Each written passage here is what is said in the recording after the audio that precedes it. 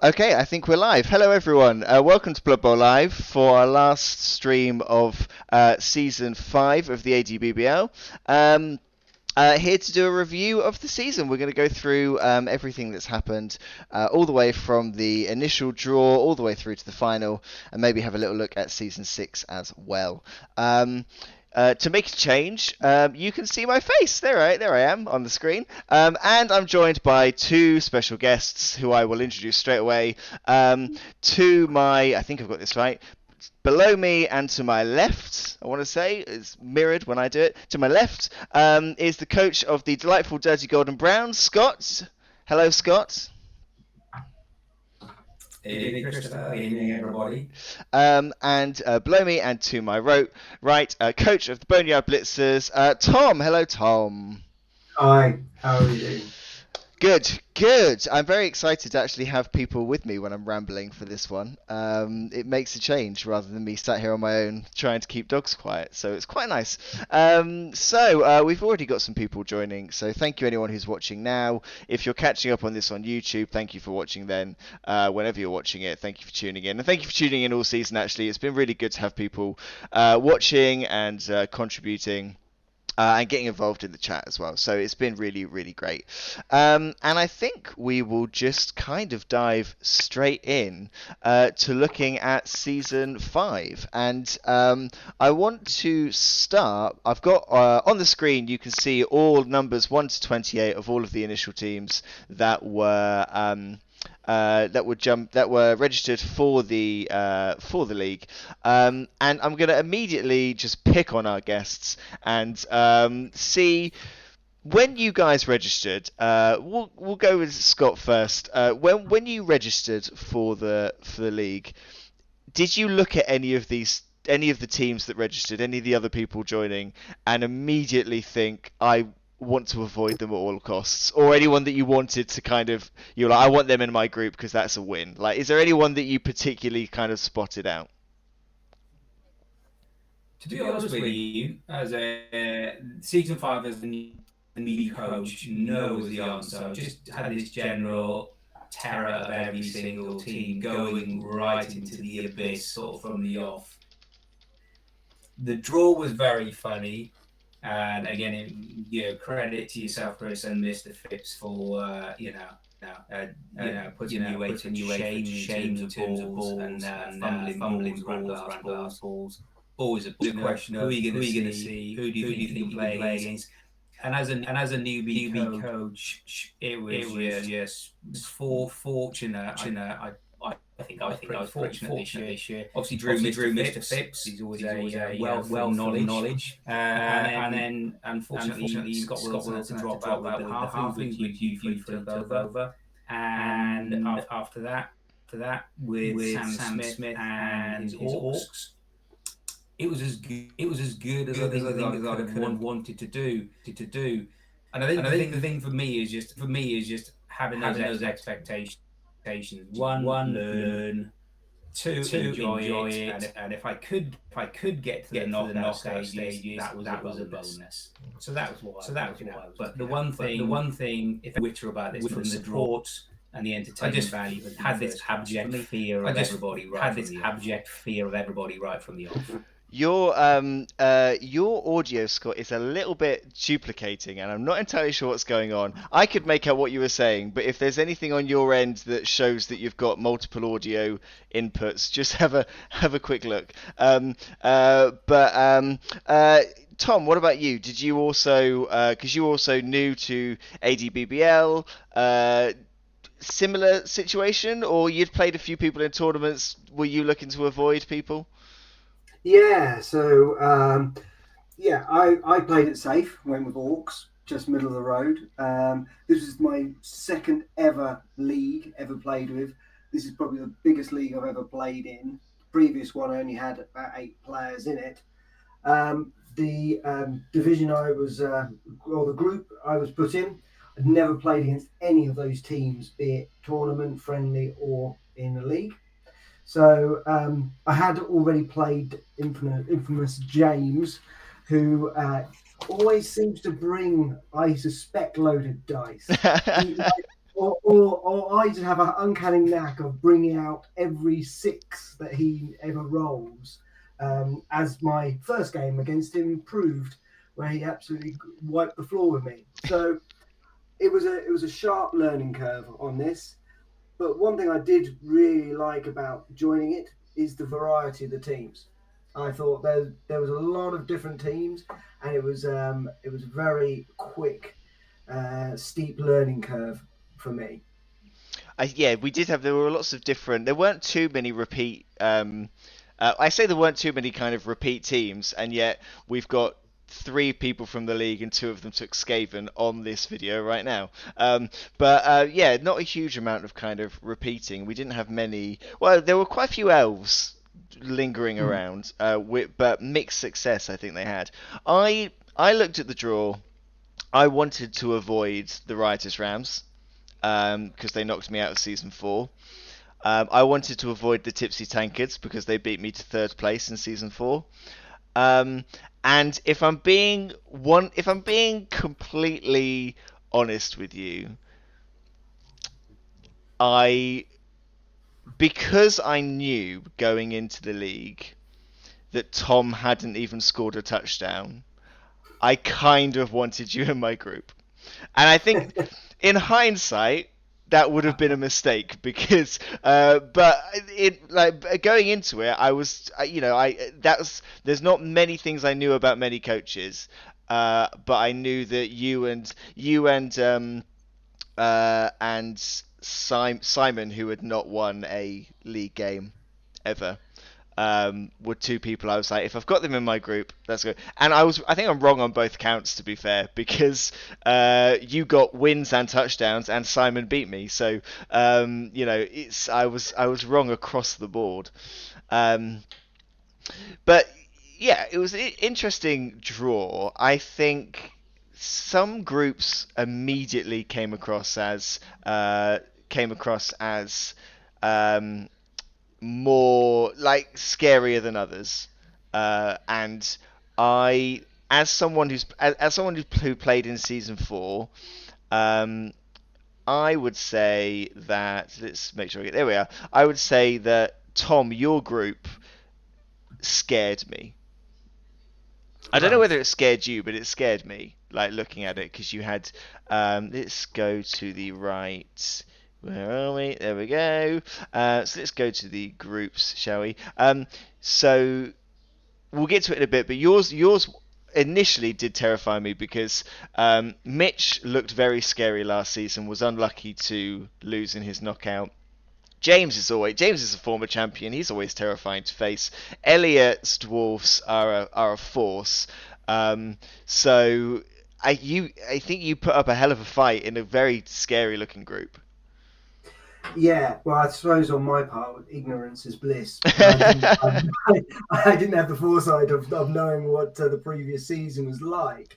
That was one thing for me. There was a number of new things as a new person to leagues, and having people who had previously played and redrafted teams. I heard on the grapevine lots of kind of gasps of, "Oh, you're in there with the Bleakshore Ravens" kind of scenario. You're going to be taken to task. But again, Nuffle was on my side on that part. Yeah. Well, yeah, we'll get to the Bleakshore Ravens, if Mitch watches this, one of the shocks of the season, maybe not for the right reasons, and I did feel for him watching some of his games play through. We'll start at the top then. We'll go through group by group, and we'll see how they got on. So we'll start at Hoffnung. Group containing the reigning champion Rich was in that group. Chris Taylor Warren in that group as well. Do either of you want to pronounce? I think every time I've said the name of his Amazon team, I've got it wrong. If either of you want to give it a go. I don't want to offend anyone. Scott, want to give it a try? I know I will offend someone. I just call them the big. I think the Big Macs will be an absolute joy for Chris. The obvious one when we did the draw, and of course then everybody turned, as Tom said a few moments ago, everybody turned to that. Who's going to progress? Who do you think are going to be the big teams in there? Oh, the cliffhanger. Said, And he's gone. We'll get Scott back. Is he back? Would be the big ones up there. So as soon as JD came in and Rich started really well, got a lot of games. I'm back. Am I not? Am I just dropping off? It's a bit jumpy. You were briefly perfect, and then it started to get a bit jumpy again, Scott. Story of my life. Story of my life.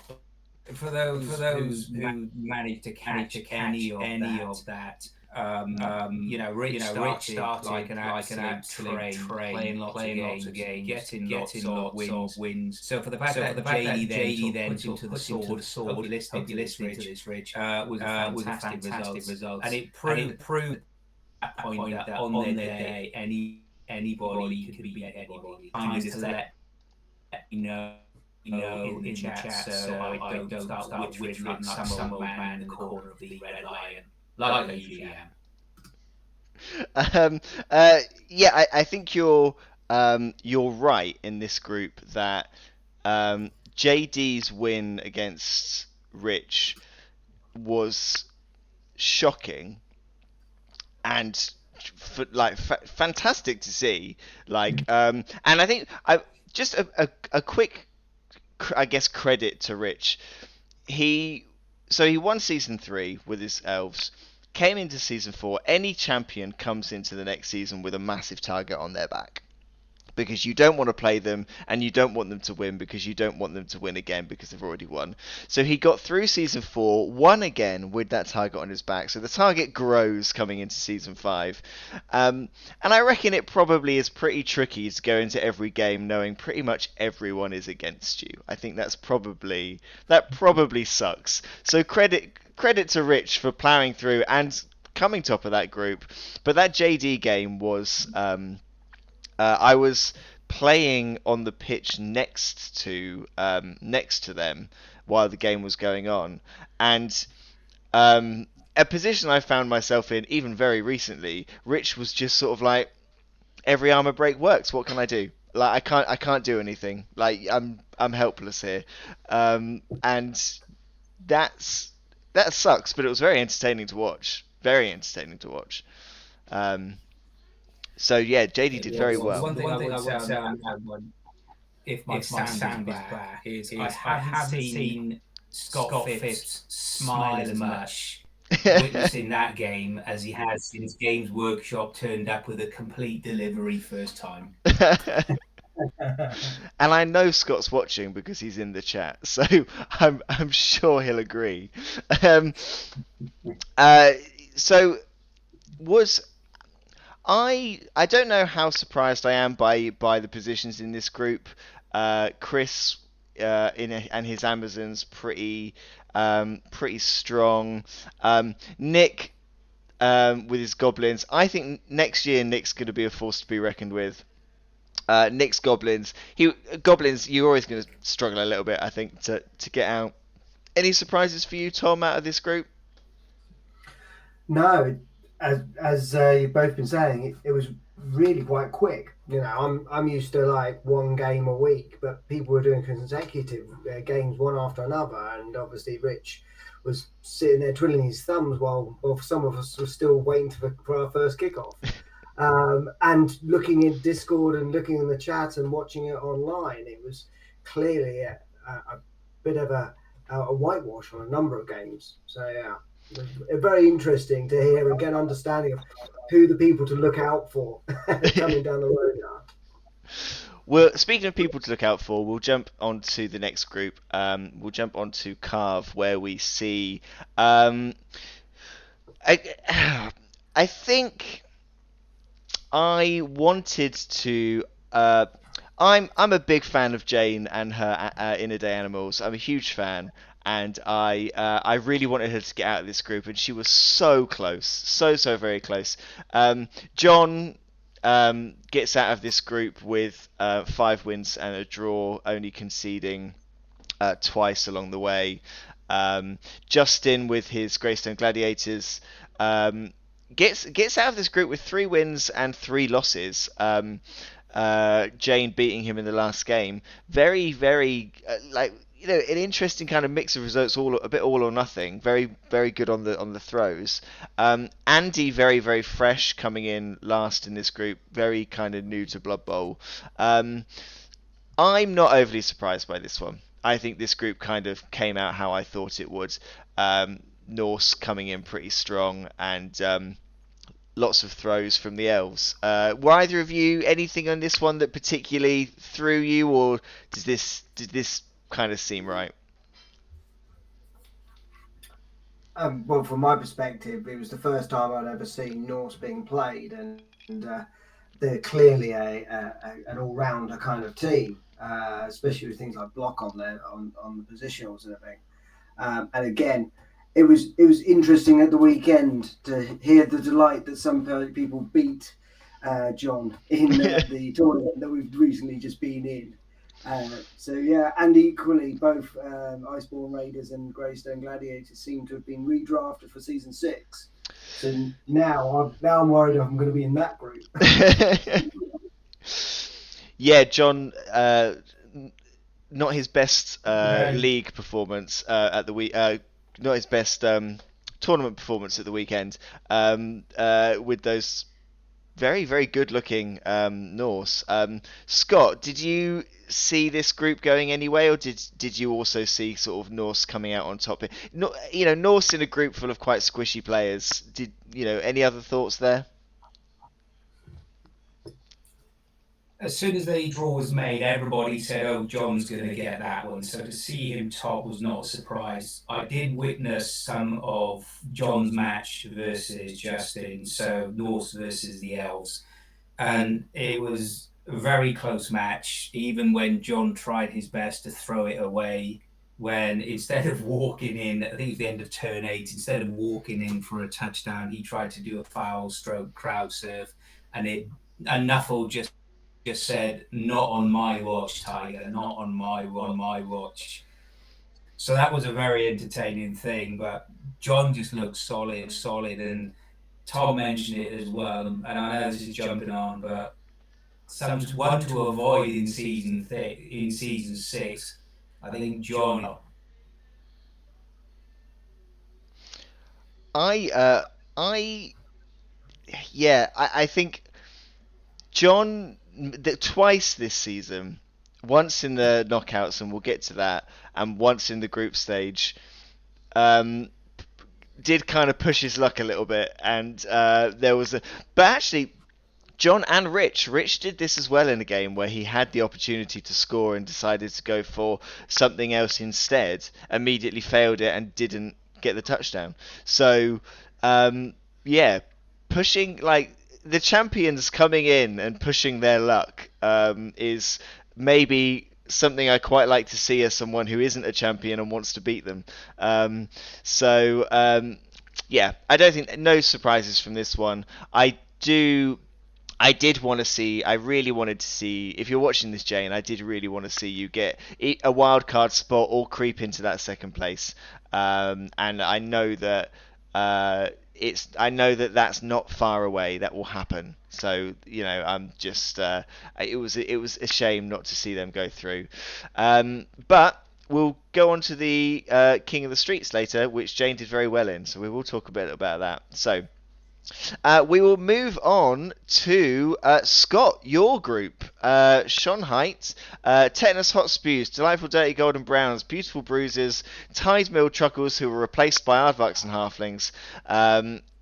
A group that, up until maybe the last couple of games, looked like it was a group of 3 with Scott Phipps sitting at the top of it, just kind of watching below. Is kind of how it looked for a lot of it until your last few games, Scott. fair comments, Chris. Scott really set the pace. Good, solid play as he was developing his Nurgle boys, and I think I was the only one to score a touchdown against him at that point. And it got. I think after the first three matches, it was very clear that Scott was going to be top of the league, and it was then who was going to go for second. But the amount of fun we had against the halflings was set the tone as well.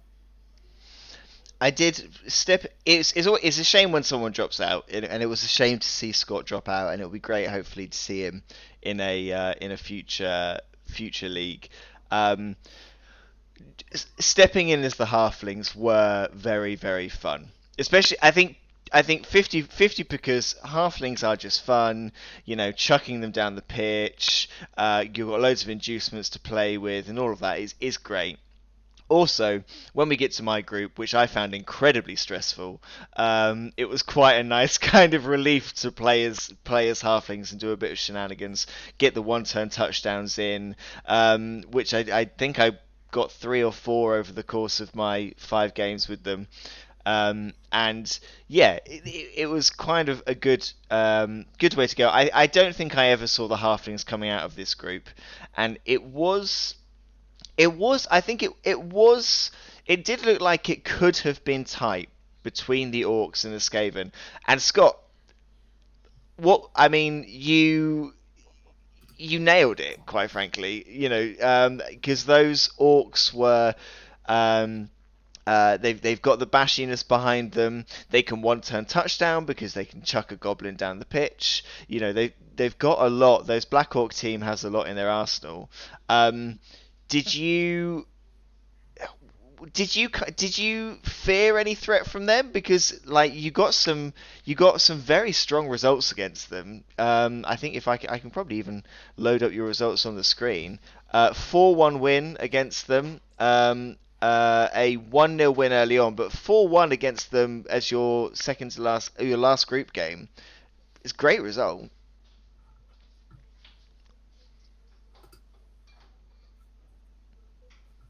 Thank you. I think for me it was very much that learning curve, and I think I caught Sam in terms of at that peak as part of the learning curve. So my first 3 games, 2 were against the Hawkspews, who obviously when you're playing Skaven, strength 4, I probably survived a lot more rolls than for. But when I did play Sam, our first match was super close, and then by the time being practicing and just learning a lot more and that consistency and really utilising Skaven as you should, and the Eagles maybe. So it's basically as long as you can. So very entertaining. But kudos to Sam, really good opponent, really enjoyable to play. We've already played a test game against his new lizard men, the egg or the double yolks. And out of that as well, he ended up laying my patio pathway. So win all around. Tom, this group in particular, this one had Scott plus 3 people who are brand new to the league. So I think coming into it, probably difficult to call. Would you have expected any difference here? Not maybe in the players that came, but you've got Halflings, Black Orcs, and Skaven. So you've got 2 quite squishy teams, and then you've got some bashy Orcs. Did this go kind of the way you would expect, sort of, or would you have thought the Orcs' strength may have kind of done a bit more?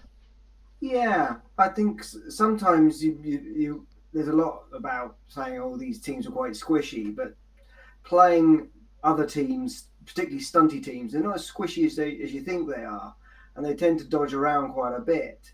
However, I think with the uniqueness of Scott's team and the Hotspurs, that they kind of set themselves apart because obviously other teams, you kind of know, if you've got your bashy teams, you know how to play against them.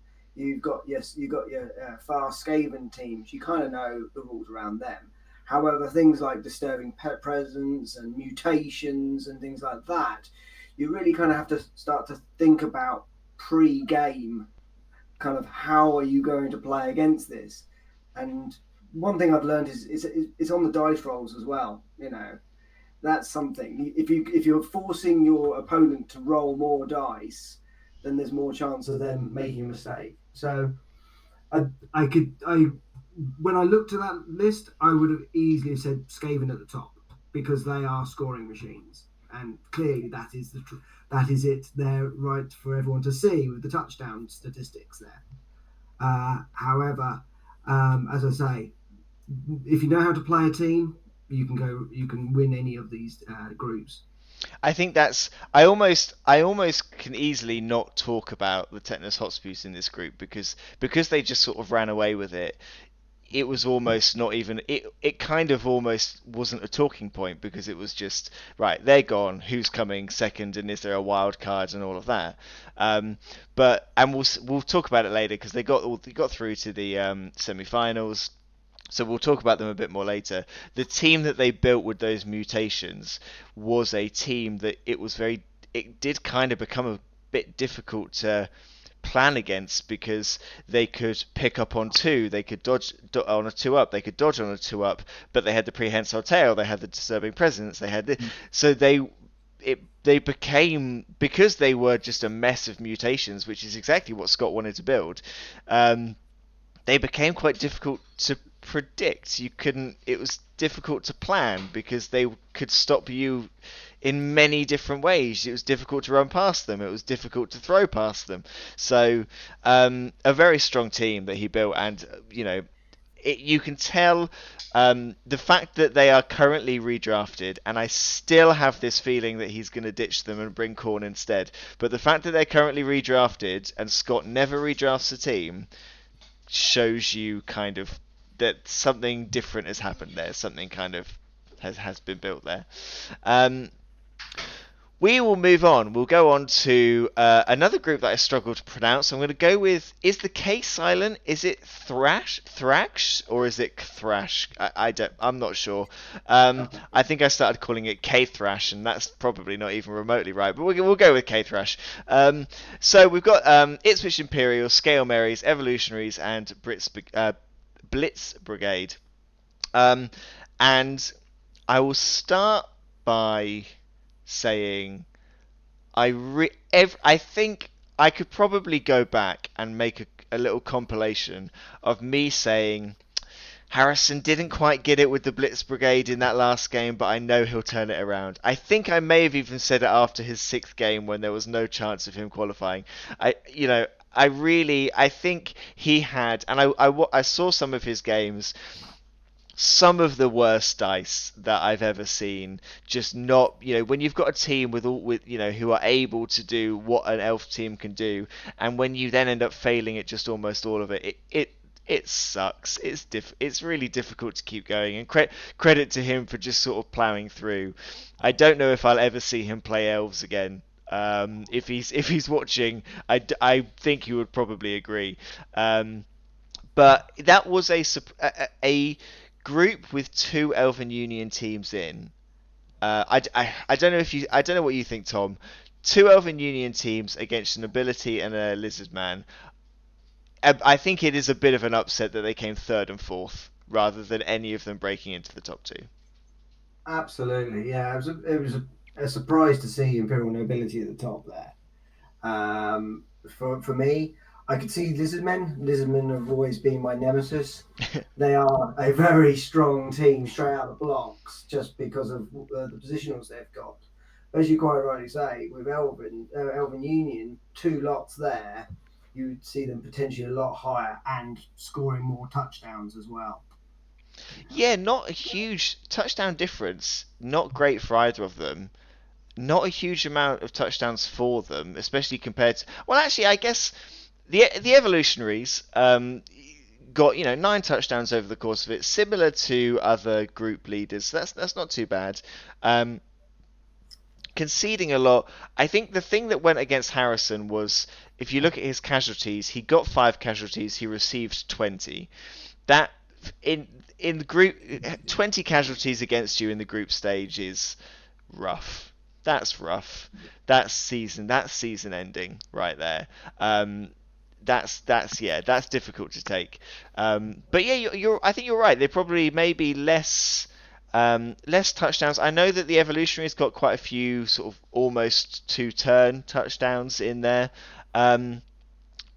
Scott, did you see this going? I mean, what about the Imperial Nobility at the top there? I think they're a team that are difficult to handle. So I think Kevin did very well to kind of maximize them and get them sort of dominating that group. Very similar to what Tom said. When you've got 2 Elven teams within a league, you expect to see one of them really pushing up in there. So yeah, again, Kevin played that phenomenally well. One of the things about this league, and when we come to talk about Rays next, really, I think for me, was the wild card structure really helped and really made this such an interesting league, because it went down literally to the last few games, the last few plays as well. So it was very, very good. But again, they're very fast, they're very agile. On their day, anyone in that league could have won it, just as you said, and 20 casualties against that's going to hurt you over the course of those 6 games. I think and a little word on Kevin as well. Unfortunately, not able to continue after the group stage. Got his group games in, topped the group, but he wasn't able to go on. So, shuffled the wild cards up a bit, because Scale Marys went through as top of the group. Evolutionaries went through as second, which meant a wild card went to a different group. And you're right, the wild card fight went to the very, very end, and I know that last game that the Evolutionaries played, where they the kind of the point swings that they needed, the win that they needed, the casualties they needed, the touchdown. I think it even went to post game. We had to review footage because there was a casualty missed. Kept the drama going. And yeah, I think not many results would have had to have gone a different way for an elf team to have been first or second there. There were lots of results that just had one last turn touchdown in it. I think Evolutionaries got pretty much a last turn touchdown against the Scale Marys. Ipswich Imperials got a last turn touchdown against the Evolutionaries, which meant a 3-2 win. That nearly went the other way. So this was a very tight group. And even Harrison, I'm still going to stand up for him. To the day I die, I'm going to cheer on Harrison. I think even he was not. His results look way worse than they could have been, and in so many games he was so close to coming out with something, and he didn't, and it's really, really harsh luck. So even his, a difference of 19-1 for first to fourth looks worse than I think it was in that group. We will move on to my group. What do I say about my group? I struggled when I was doing the roundups, because I always thought, especially talking about games that I played in, how can I talk about this game and not be and be entirely impartial? Robert absolutely walked away with it up until the last game. And Robert was on an absolute mission, and he'll tell you he was on a mission. He was frightening. To table the Dark Elf team in game 1, 6 casualties in game 1 for the Dark Elves that then need to somehow you have to entirely rebuild your team. He lost so many positionals. He took 6 journeymen into game 2. That's not how you want to start your season at all. I think, and I can testify, second to fourth in this group was very, very, very tight. very tight. We had many casualties, many touchdowns. We had very high scoring games. Very close, and again came down to the last game. The Bear Elves could have stopped me getting second in this group very easily in the last game I played against them. Had a last turn touchdown in a 4-3 game between third and fourth. It was quite frankly madness for this one. And again, we've got Norse at the top and 3 squishy teams. So, Tom, would you have?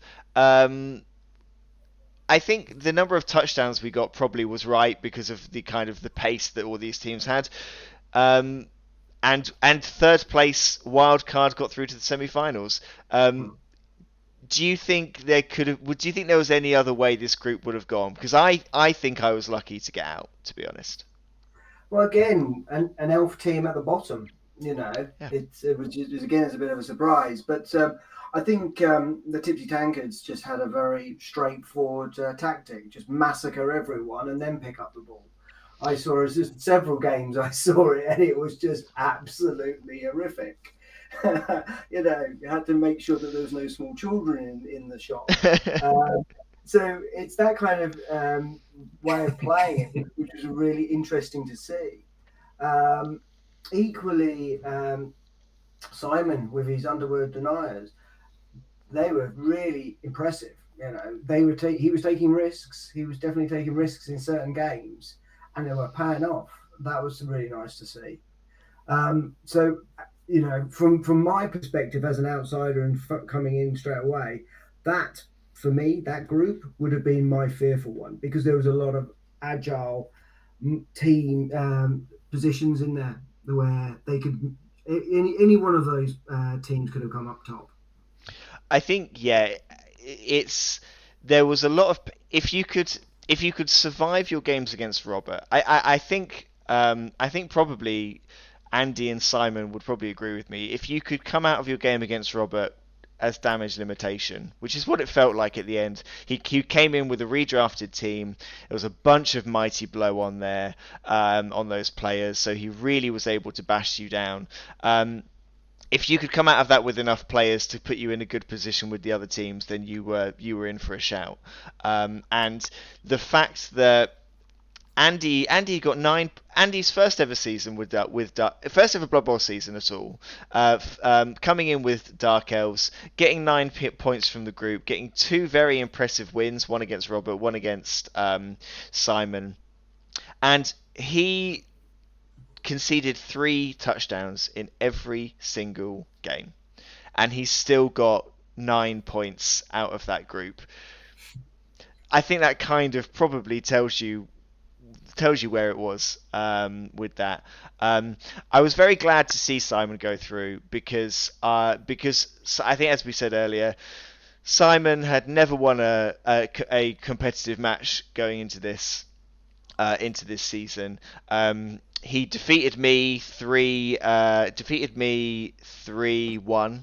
In a game that just left me absolutely fuming with my dice.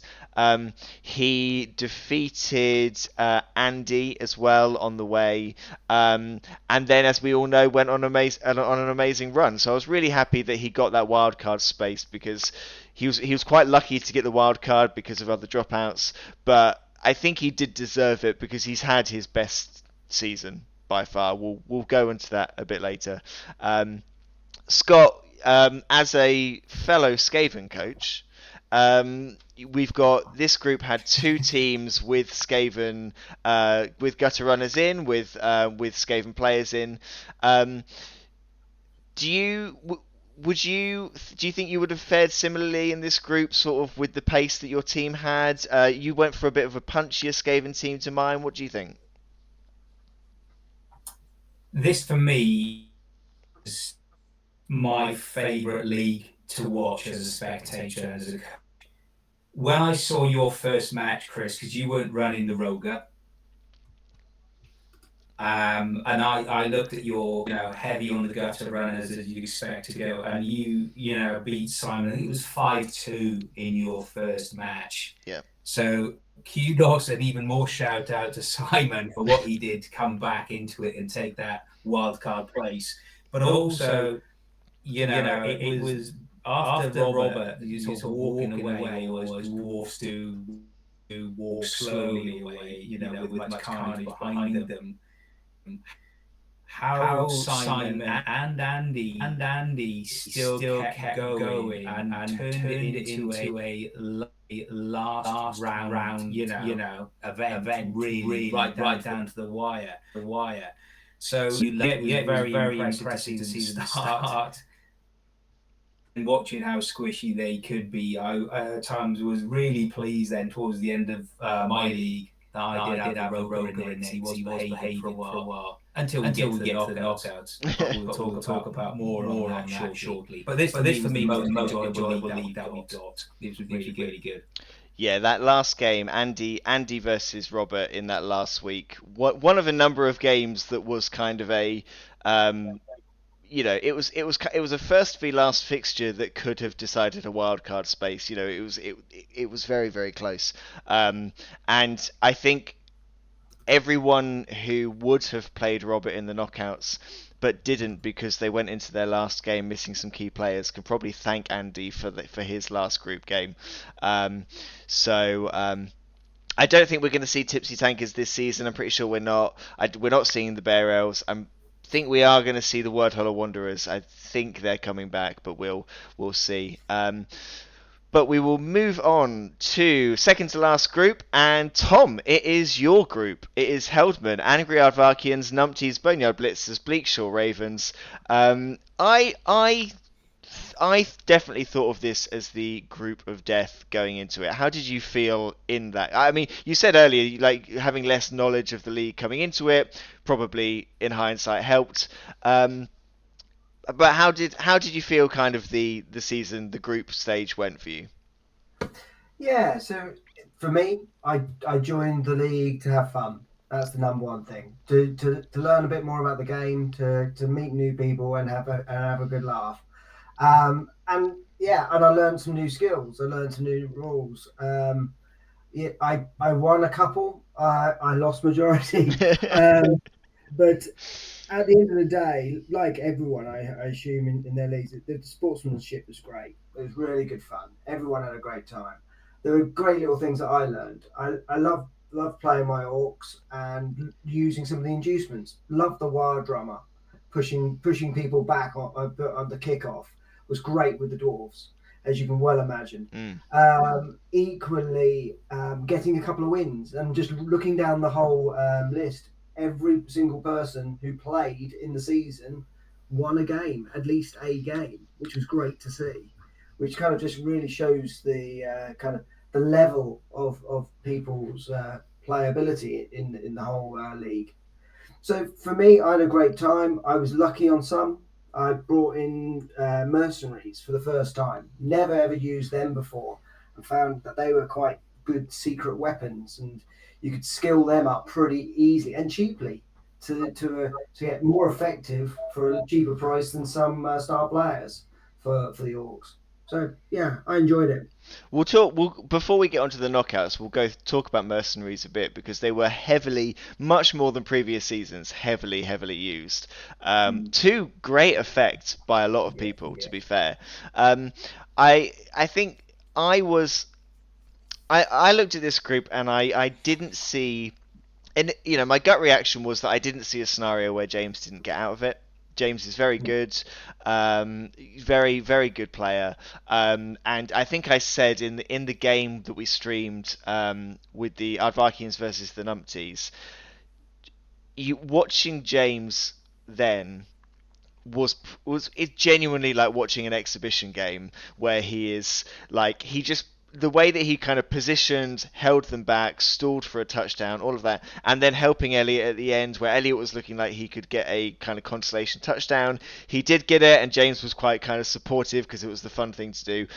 It was I would genuinely encourage anyone who wants to skip through some highlights of a game to watch that one because James is always very, very good at that, and credit to him for it. I didn't see him not getting out of this league, and initially, and Tom, I'm so sorry. Initially, I did think it was between the Numpties and the Bleakshore Ravens for second place, but by about halfway point, and there was kind of a bit of a gap where not many games in this group were played. By about the halfway point, it did look like, even from James's point of view, that any of the four of you could have still got out. I think the kind of difference in points between everyone doesn't give credit to actually how close it was for a large chunk of that group stage. It was by no means was it a surefire thing.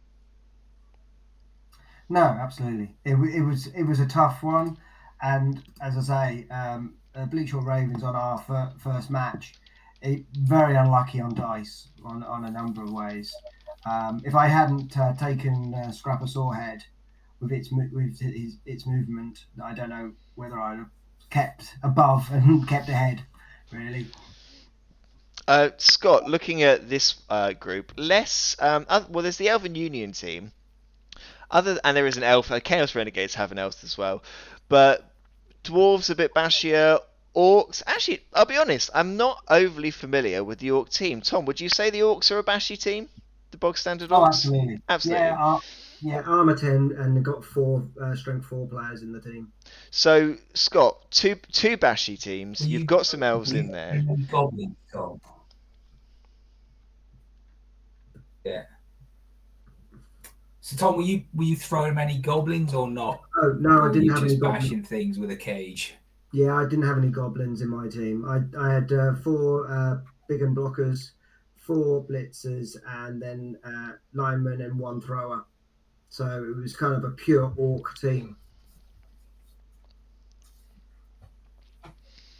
Yeah, this is the sort of league as a Skaven coach. You look at it and you think that you breathe a little bit of a sigh of relief. It's one of those, you're either going to play a great game as a Skaven and score lots of touchdowns, or they're just going to grab your tails thinking, yeah.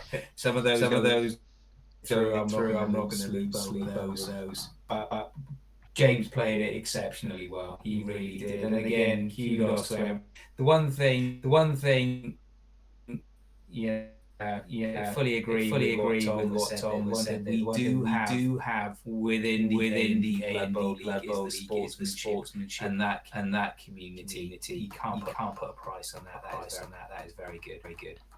I think this was a good group to show that as well. So, Tom, credit to you and the other 3 in your group. It was, I think, there are players, and I count myself in this, who will walk away from games looking like they've just been shot. And I kind of have to, in a way, I feel like I have to apologise to Simon for when he beat me, because I just had to get out of the shop because I was furious.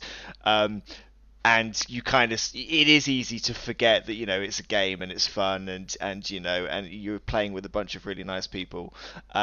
Your group was just kind of felt like a poster for like a great group of people coming together playing a game, really fun, win, lose, draw, doesn't matter, it's great fun. So credit to all of you, I think, for that, because it was it was a great group to watch and keep an eye on as well. Okay, we'll go to the last group then. Last group that we had was the Rayner group. An interesting mix of teams in this one. Reptile Dysfunction, I think we can all agree it's the best named group, the best named team that we've had. Graveyard Brawlers, the Necromantic Horror team. World's End Berserkers, the Dwarfs, and the Flumps, the Goblins. I'm going to do a shout out to the Flumps straight away. Flumps, now, somewhere I've got written down what Flumps stands for, and I don't have it to hand. If I know where to look for it, if I remember where to look for it, I'll find out what Flumps stands for. His reroll markers were marshmallows, so he could eat a marshmallow if he'd had a reroll, and again, we've got another group where even the runaway team at the top on 20 points, this group stayed tight. This group no one ran away. It could have gone to a wild card space could have come out of this group. Tom in second with his Graveyard Brawlers. finished all his games quite early, had to wait for other people to finish, and was nervously looking over his shoulder for a lot of games. Sat there on 12 points in second place. 12 points in second place, I think, is the lowest second place team, and he must have been relieved near the end of it. I mean, it was very very tight. Um, Scott, did anyone sort of? I mean, graveyard. Well, the reptile dysfunction. I wouldn't say they ran away with it. I think actually they were. It again. It wasn't until the last maybe couple of games that they cemented their position. Um, did you think any of the other teams here maybe? Did you think the Goblins as a stunty team had a chance in this group maybe more than another one? I saw, I did. I just want to shout out to David for having the best named team. Yeah. That's going to be plagiarized, and I can't give it more positive praise than that. I thought Scott might have gone for it, and I thought he was very unlucky with his flumps, particularly in that last match, if I recall. He was close. I believe he was 1-0 up, and it was very close going into the last few drives. And really, Scott brought to Bloodbowl what it's all about. It's the fun, it's the enjoyment, it's taking lots of bombers, and it's blowing things up, and taking people down with you. So for this one, this was another one that really went towards the end. Tom, he got that place second, but easily. So I think the flumps on this one definitely, yeah, in that last game, and I think Scott might look back on that last game and do a few things a bit differently, but I have to thank him for that last game because while he got a draw rather than the win that he needed, he caused quite a lot of pain to the Lizards, which worked out quite nicely for me in the last 16. So I probably have to give 50% of my last 16 win to the Flumps for that because he did do me a bit of a favour there. Tom, anything in this group that surprised you, or the stunty team coming last, the bashy Lizards coming top, and a tight fight in the middle? Does that sound about right? Yeah, and it was interesting to see, like you mentioned, the Graveyard Brawlers getting all their games wrapped up pretty quickly, a bit like the Riotous Rams. And I kind of looked at it and think, is that tactical? Is there an advantage of playing all your games really, really quickly and taking advantage that no one else has managed to skill up their teams yet? And you're getting first dibs, so to speak. But then, as you say, you've got the waiting game. As others slowly skill up their team, you're sitting there watching yourself slowly move down your division. So it was an interesting thing to see different people throughout different divisions, whether they played their games just because it fitted into their lifestyles or whether they were being tactical. I don't know, but it was an interesting thing to see. I think that's a good point, actually. And now we've gone through the group stages. Before we go on we'll do mercenaries first, and then I'll come back to it. But I think there's a really interesting kind of argument between pacing your games out and getting them done quickly. And I think I do wonder whether, based on some of the last 16 results we had, was there an element of that kind of influenced things? Before we go on to the last 16, though, I want to just jump on mercenaries for a little bit. Look how long. I say look how long.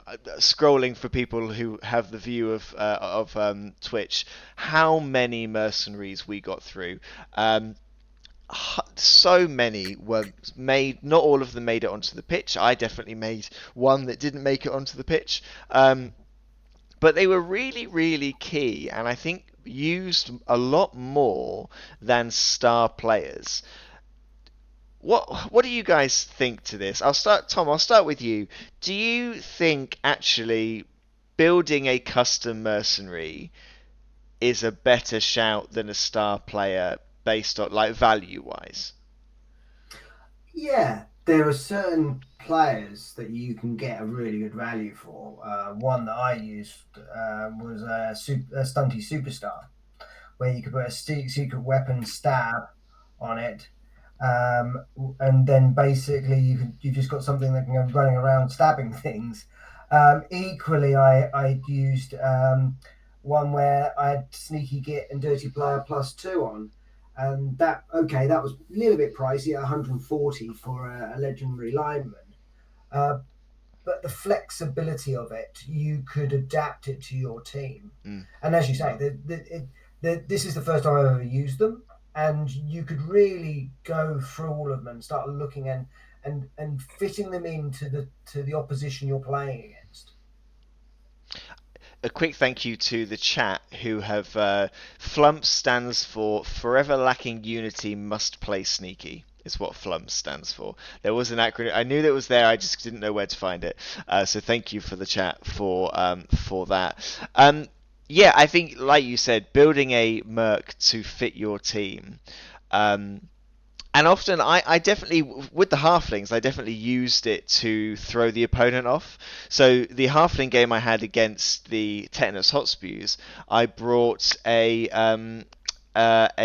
player who I believe had stab and multiple block, so could stab twice in one turn. And straight off the bat, that just causes your opponent to think differently because you've got a player there who can immediately, who can cas you straight away without even having to roll block dice, no matter on the strength. And definitely, and I think Scott of the Tetanus Hotspews would agree that he he won the game 2-0, but he had to kind of focus on that threat because as a halfling team you don't outstrength anyone. So having that asset to go up to your strength 4s, your strength 3s, and just immediately stab twice is invaluable. Scott, did you? I don't know if you used any mercenaries this season. Did you feel them against you? I think you may have, based on your run, avoided mercenaries pretty nicely.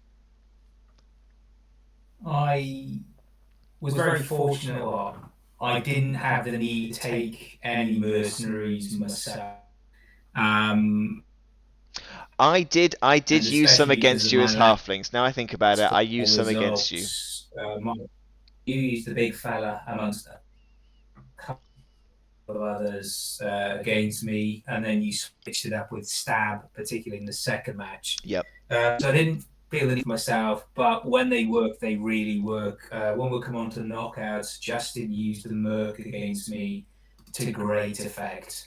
He really, really did against the elves, and kudos to him. So I think they do add a bit of spice.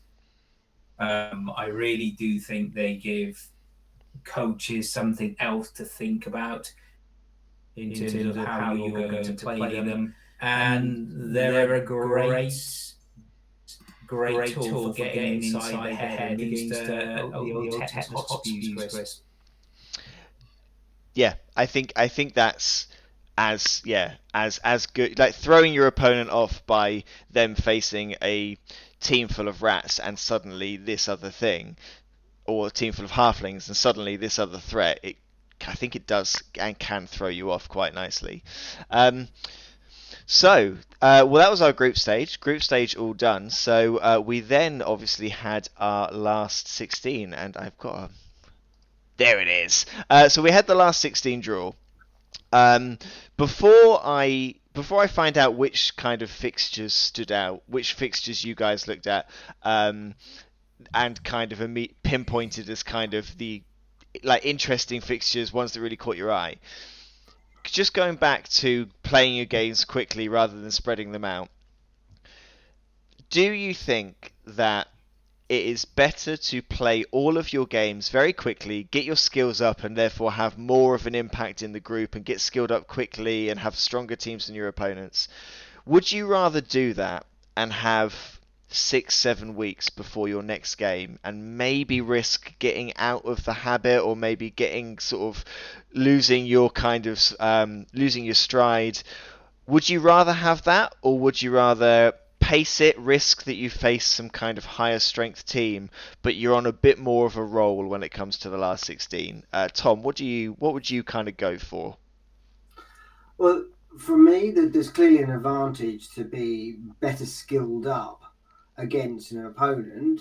Although, as we've clearly seen, people take a lot of advantage of that with mercenaries and also star players and other inducements. So it's nice that the game balances that out. And it was an interesting point you just mentioned there that you kind of get yourself out of do all your games first, and then there's a long break, and then you're into the playoffs. So that's quite an interesting perspective as well. I suppose there's a bit of advantages to both. My personal is just to spread it out. As I say at the very beginning, I'm still on a learning curve for this, and it was just enjoyable just to come in and play a few games, and also be there with others who are playing games. And for me, playing against higher ranked teams gave me the advantage to use mercenaries so that I could test out skills I'd never used before. Scott, what would you say? Momentum or skills? What would you prefer? I have written down the word momentum. That was my key thing, and having that consistency and that regularity of games. Yes, you can get your games all in very quick and get your skills up. And we know that skills can be very good, but then it depends on the opposition you're playing at. Mercs, yes, they do give slightly undercooked teams a bit of a safety blanket, but then they do add that spice into the game, which is what we sort of all love about it as well. So for me, very similar to Tom, it's all about the momentum, regular playing, learning more as you go along as well. Sometimes, in terms of upskilling, I took a random. Some were better than others. Um, but as you learn more about your team, then you can obviously do more specific skills that you want for specific players as well. So personally, I'd go for momentum, but I think the way we've got the structure of the league, it offers the players the opportunity that you can have all of your games in the short space of time if you want. But I think myself and Tom are of this ilk. We prefer things sort of slightly staggered a bit more and consistent. Whether that's an age thing, I don't know. You know, I'm not going to sit here and comment on anyone's age. I actually agree on you with you two. I think I prefer momentum. I would much rather play roughly once a week, get to it, play my game, kind of build up my pace. I think, and I'll say, one of the many excuses that I'm going to lay down here for my terrible tournament performance at the weekend. It had been a while since I had played with that human team. And going from like a gap where you're not playing at all, you kind of remember what you're doing, jumping into a new team, again, an issue. So I'm just going to throw that out there. Just casually throw that excuse into the wind. But I'm sure that we'll cover anything like that later. So we'll pick out our best things. Just say hello to everyone on the chat. We've got a few people watching. Thank you very much for joining us for our roundup. Thank you for Scott for reminding me what flumps is. Phil, momentum. Another comment on momentum. My group was on the consistent momentum side, which made games pretty even. So everyone kind of at the same pace. So that's pretty good. And JD, yes, that is rum in my glass. Thank you. Last 16 then. Scott, we'll start with you. Of those fixtures that we had, those 8 fixtures when the draw was done, uh, other than your own game against Justin, was there a particular fixture that kind of caught your eye? I think I was like most people, and I fell into the trap, and I automatically thought that the Rams and the Tankers, they've been really, really good, very experienced coaches as well, and it really to see Simon again, fantastic play by Simon, especially on the journey he'd come on. Great match as well by Tom.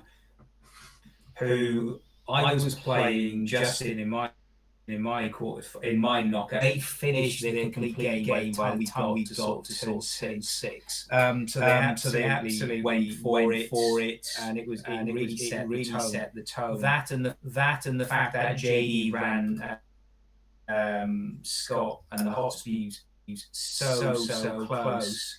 I think Scott was such a relief coach after it. It set the tone again that anybody can beat anybody on their day, and it really made for a great entertaining one as well. And I think you've got to give it definitely 50% of your credit for your win there, Chris, to Scott. I do. And to the damage he caused, because dysfunctional reptile were absolutely dysfunctional. Yeah, I think you're right. I think JD's result against, while JD, I know JD's watching, so hello JD. I know that he didn't get the win. He got a draw, took it to extra time, and bear in mind no one had done that against Scott this season so far, because JD got off to a really, really strong start, and I think was unlucky to go out. I think Scott will tell you, and I think Scott's watching as well.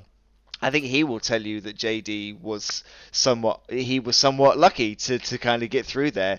It was a game that probably, had it gone to a roll off and been decided on a dice, it would have been cruel for both coaches, but also maybe a fitting way to separate two very, very evenly matched teams on the day. A comment from Scott in the chat: a game against JD was one of the best he had all season.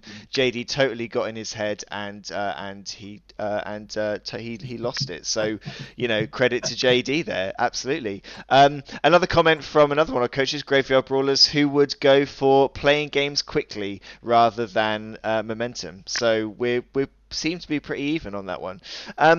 Tom, which one of these fixtures? Did one of these stand out to you as kind of, were you looking for, I mean, both of the qualifiers from your group ended up in the same game, so was that the one you were looking at? Yeah, it was, and a bit like yourself, obviously, James is through again kind of thing, but hats off to Elliot, taking him all the way through into extra time and winning a 2-1. And looking at the scores across the board, they were all very close games. There was no clear someone just racing away with it. There was some, and quite as Scott's mentioned, there were a few surprises in there. We've mentioned that the Iceborne Raiders were very solid in their group division, but only managed to score one touchdown against the Evolutionaries. So it was all of those games were really exciting to watch and see, and again just learn new tactics, see how different people play. I think I had so many of them. I was completely hooked on. I was really interested by James versus Elliot, because they already played each other twice. Elliot had won once, James had won once. So a victory in extra time feels like a slice between two very even teams. I kept an eye on the Iceborne Raiders versus the Evolutionaries. Evolutionaries coach is my brother. I did want to see how far he would get, so I was very keen to see how he got on there. And some very interesting tactics from him too. I think I believe he's watching. He might agree with me. I think had he been braver, a little bit braver on the offensive, that he could have maybe found a gap through. But John is John is a lovely coach. I've got a lot of time for John, and I think knowing how good he is can be quite intimidating to face. So I can see why you would play more cautiously against him if you haven't played him before. See, again, this is really difficult because I looked at all of the fixtures as the draw was done. I looked at sort of the comparisons between the two, and the one it sounds awful. The game that I was most like, this is the one I want to see, was the Reptile Dysfunction versus the Ice Baron, which was my game, and the only reason for that was because of injuries and things we had in previous games. It was 11v11 with an identical team value, and Mercs had been so key all season. Inducements had been really utilized very well. Having two completely identical number of players, identical team value, I looked at and I thought, this is arguably the tightest game, sort of statistically, that we've got. So that kind of, it's my game, but it's kind of one that on paper I thought looked very tight. But it was a really interesting group of games. Let me, if I can hide that, and then I can go to. Ooh, how do we do it? Let's have a look. Let's go here, and then let's go to octafinals. There we are. So, results-wise, I guess Iceborne Raiders winning against the Evolutionaries, like you said, Tom, a much tighter result than maybe a much closer result than maybe you would have thought. Scale Mary's got the victory against the Amazons. Lizards beating the Amazons there. The Rats beating Reptile Dysfunction. Even I was surprised, and I was playing in it. Very close game between the Tetanus Hotspews and Corn Asylum. Numpties just getting through against the Aardvarkians. Scott, I'm going to let you take us through your game against the Elves in a second. Before I do, Tom, arguably two massive upsets. For me, they were massive upsets, and I think maybe by this point, sort of even new to the league and hearing what other people have said, kind of the upset, like you've been more aware of it. Riotous Rams losing to the Wordhollow Wanderers, and the Tipsy Tankards losing to the Graveyard Brawlers. The two teams I thought would make the final, going out in the last 16. Absolutely. And it kind of might even point to what you were saying and the discussion happening in chat about the momentum and playing all your games all very straight away, and then losing that mental mindset of how to play the game for Rich. I don't know. But the fact that Simon managed to pull off that win was very impressive, because, again, coming from outside, seeing what happened, seeing Rich literally go straight through, literally before I'd even gone onto the pitch myself, kind of played all these games even before I'd even started playing my games, was one of them. And also, as you say, the fact that Graveyard Brawlers beat the Tipsy Tankards, and the way that the Tipsy Tankards, by the looks of the game, was being played, they were trying to cause lots and lots and lots of casualties, but they weren't getting the luck they were having previously. Tom said in the chat, coach of the Graveyard Brawlers, he said he put a Norse, his Norse in the crowd. So he was playing as he was playing Necromantic Horror, put his Norse team in the crowd to try and throw Robert off. Now, I'm all for some mind games, and I will tell you that, and Robert will, if Robert's watching this now, or if Robert is watching it afterwards, he will tell you that in my second game against him, he was stood at his side of the pitch, and he was holding up his dice, and he was holding the number 1 on the dice to face me, to try and get me to roll more ones. And I'll tell you, it worked. So I'm all for someone putting their Norse team in the crowds to maybe try and do the same. I know that Tom's tactic against Robert was kind of not to engage, to kind of get a touchdown, get the lead, and just kind of sit back. And it's something that I've tried a few times, and I think actually can be quite successful. If you don't retreat all the way back, you just take maybe one step back. Just get out of that. Make it so he can only do the blitz. Get one step back. As far as the tactic goes, so used to seeing stalling, we're so used to seeing all these things.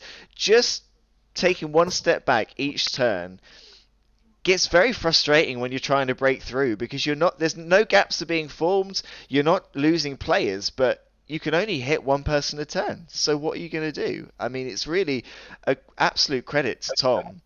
And I know he's watching, so well done, Tom. I think we were all kind of like all pretty impressed with the kind of calmness and just sort of stepping through. Phil in the chat as well. Hello, Phil. Commenting about doing lots of throwing and catching in his game to kind of farm SPP because he didn't feel like there was kind of risk-worthy route to get through. So if you look at the match kind of stats for their game, I think Phil's tactic was if he couldn't get through, it was a handoff and a pass. So, and I believe he got the most completions as well at the end of the season. So it did kind of work in that respect. Scott, going over to your game against the Elven Union team, two very quick teams, two squishy-ish teams. How did it go? Badly is a very simple answer, Chris. But all the therapy sessions have finished, and they have sort of buried those memories deep for the time being. But kudos to Justin, he had a great game. So I'd come off the back of 3 wins, and I think it was something like 11 touchdowns coming out of 2 wins against Halflings, one against the Orcs. So I was feeling quite good. And at the start of the draw, my ambition as a coach is like, right, first season, let's get out of the group. That's what I want to do. Anything else, bonus. To get there was what I wanted. Really, really pleased. And being rats up against the Elves, and I had actually watched some of the highlights of Justin playing on live streams. So I'd seen him play Jane. I'd seen him play a few of the other games as well. And had a look at some of his setups. And I just thought, go for it. You know, it's one of those nice knockout. It's a one-off match. Go big or go home. So I stacked it heavy left when I was receiving first kick. And I thought, well, let's go for it. And there's a 92% chance he doesn't get the blitz. No, that's not how he works. So Justin started with a blitz, got the ball. So turnover. So on his turn one, he's 1-0 up, just playing catcher. And Skaven, who had done so well in the last few games, was absolute shocking. I think he knocked himself out twice during that match. Well, I had a thrower who did a dodge and killed himself, as all true Skaven heroes like to do as well. And it could have been 4-1, it could have been 3-2. It was a good match. Justin played it, and he used a Merc very well. One human Merc with tackle, which nullified one of my gutter runners. And it was just playing one of those matches when you're trying to force it and things just don't work. So kudos to Justin on that. He really taught me a lesson. I think that's yes, I am slightly bitter. I think that's a good example of like the use of the Merc, isn't it? Like you've got the dodging ability, like the dodge on the gutter runners, which is fantastic. I love a gutter runner. I understand why people hate them, and I've had them used against me, and I hate them too, but I also love them. And just bringing in, you know, a very simple a human Merc with tackle. And just to be able to put them somewhere to cause trouble, and that's it. You know, that's kind of the beauty of them. So really, yeah. Just very quickly, and it's very interesting to hear what you just mentioned there, Scott. Another very unique tactic for the league is to review previous games.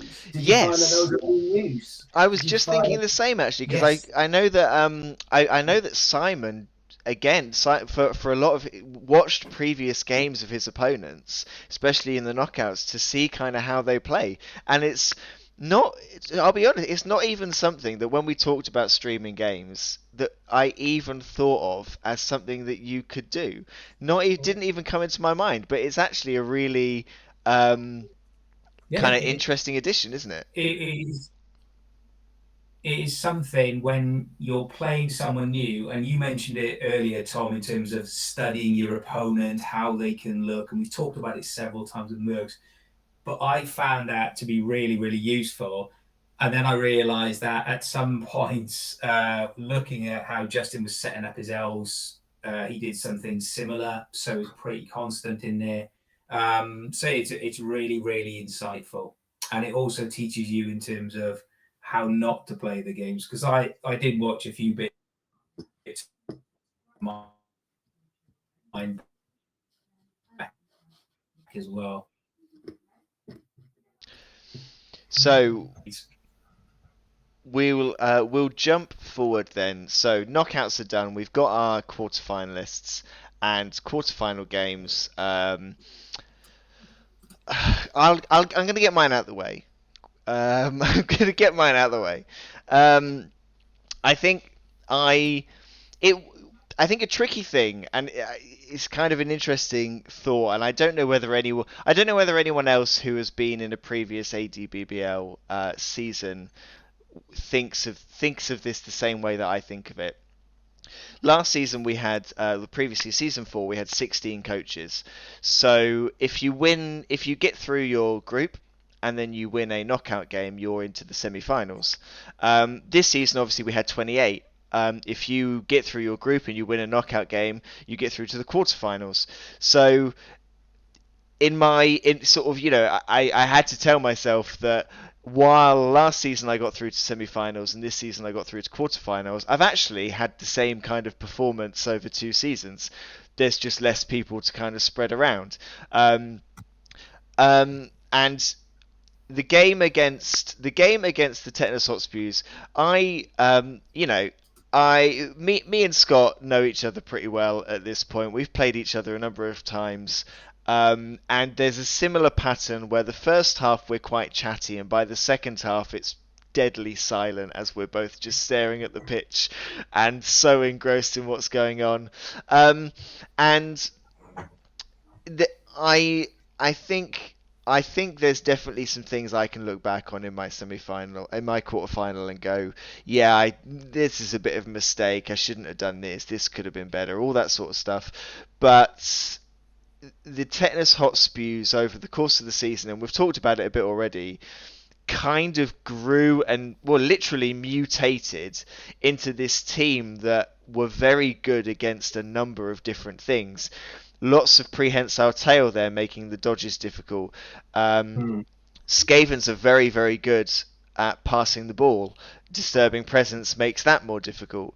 All of this stuff, the team sort of evolved into one that was very good at stopping me. I like to think I threw everything at it, and eventually I threw the rat ogre on the floor. But it was, in hindsight, it was stressful, but it was a fun game, and I think I went out to a kind of a worthy opponent. Looking at the other games in this draw, Word Hollow Wanderers. So we'll start with them because Simon, going through as the bottom qualifier, he's going into every game as the underdog. Absolutely going into every game as the underdog. Scott, we'll start with you. Obviously you were beaten by the Greystone Gladiators. Did you see Simon getting through to the semi-final against them after your experience against them? No. Is the answer. I thought Justin was on a roll. He played some really good Bloodbowl in terms of it felt against me he was clicking and things were working in place and a lot of moves were coming off. And I know Simon, had done a great match against Rich, and I was looking at that and thinking, had that been Simon's fine, had he sort of, without casting any doubts on the character, not that he peaked too soon. But when you looked at it and saw it come through, and he played a great game, and he was 2-0 up, and Justin just couldn't get back to it, and they were in injuries there. So it almost, for me watching that, thinking, you wanted to see.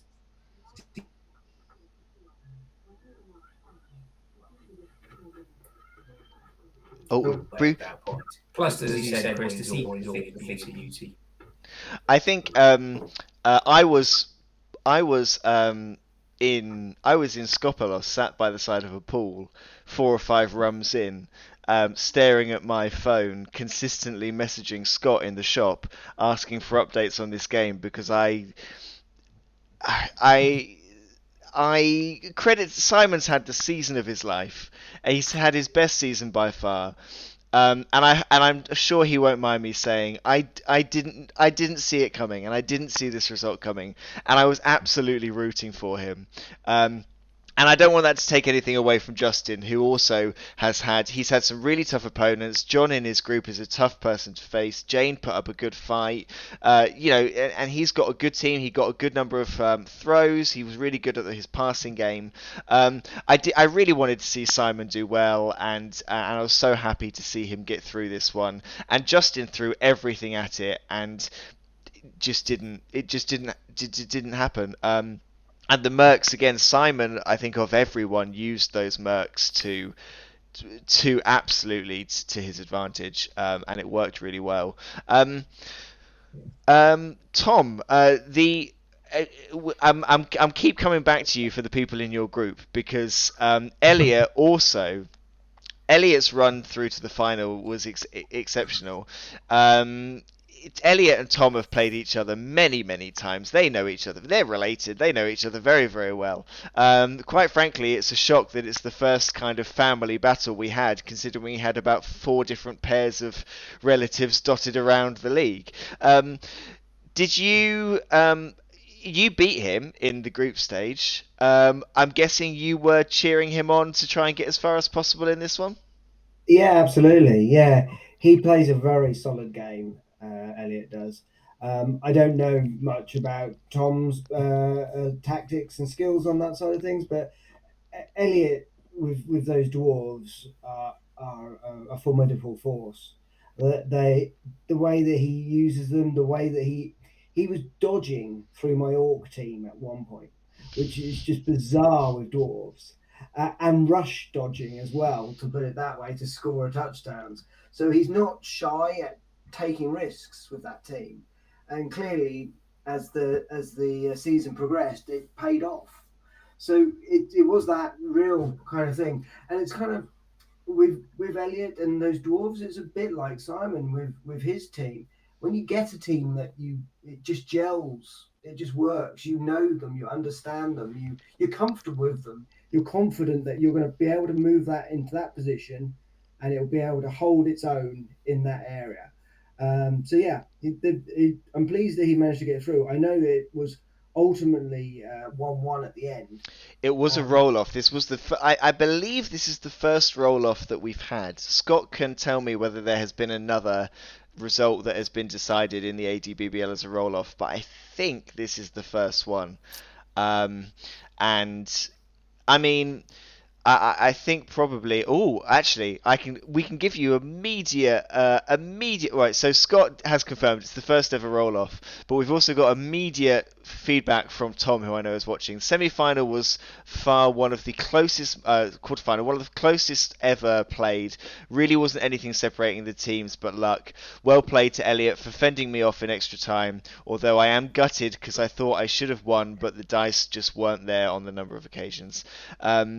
So, yeah, I think a game where either player deserved to go through, and hard luck to Tom, and we can all thank Tom for doing us a favour of knocking the Tipsy Tankards out, who I did think were an absolute juggernaut. The other game in the quarterfinals, Scale Marys versus the Iceborne Raiders, and I believe as well in this game. Firstly, another game where John pushed his luck a bit. Should have been 1-0 up at half time, but wasn't because he wanted to do some showboating. And in the second half, I believe actually, Dave Crowler for the Scale Marys will sort of testify to this. I think both coaches kind of did a few things in quick succession that were maybe slightly mistakes or things like that. But I don't think the dice were with Dave near the end. And credit as far as our as far as players who were brand new to Blood Bowl, we had a lot of players this season who were brand new to Blood Bowl. And the scale varies as far as complete rookies go, ADBBL rookies, and actually just Blood Bowl rookies. Dave hadn't played much Blood Bowl going into this. He played on some online, played some practice games, and then comes in and gets through to the quarterfinal, and loses to someone like John with his experience, who goes on to win the whole thing.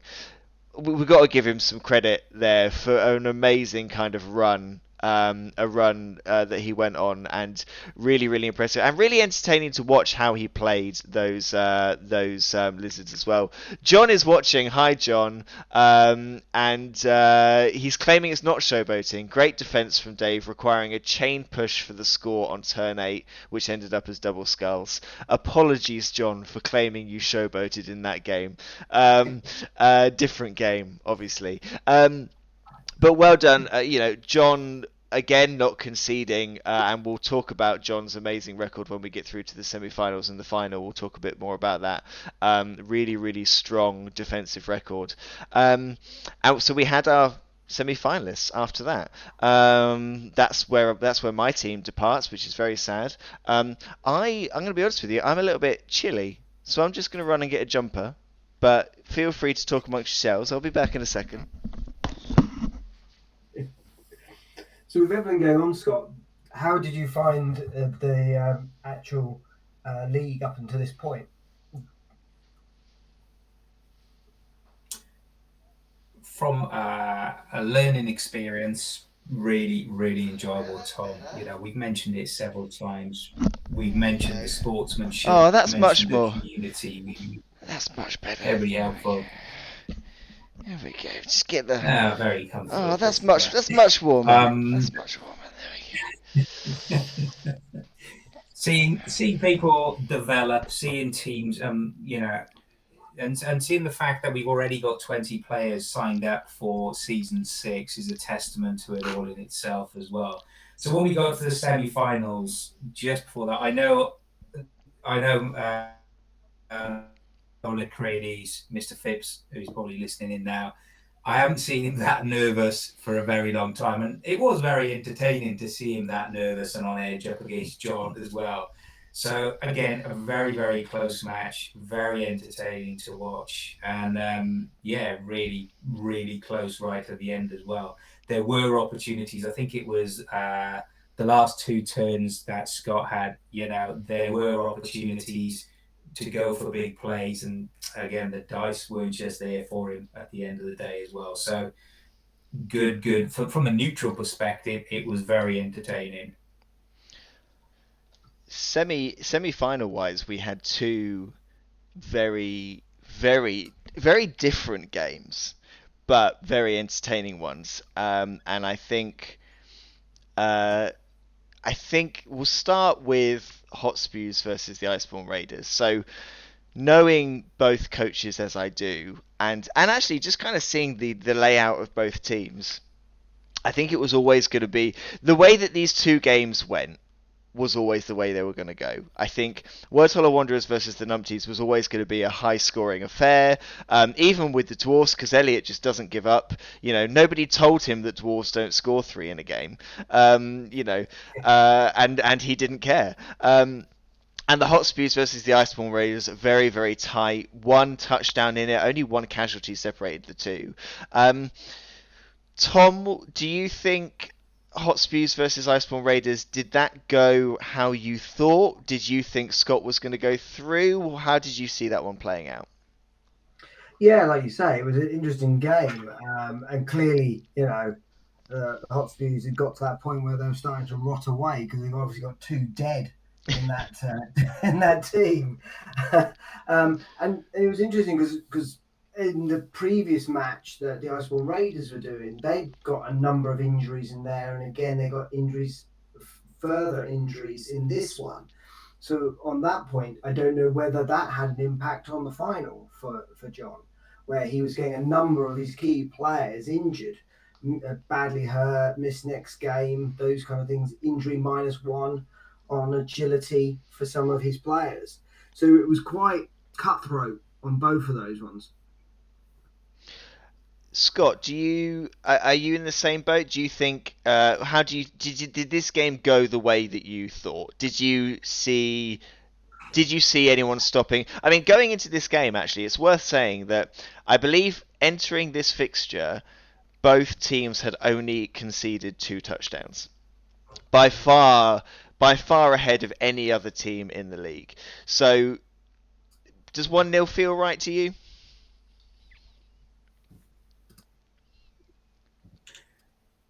1-0 is exactly what felt right and what people expected to come out of this.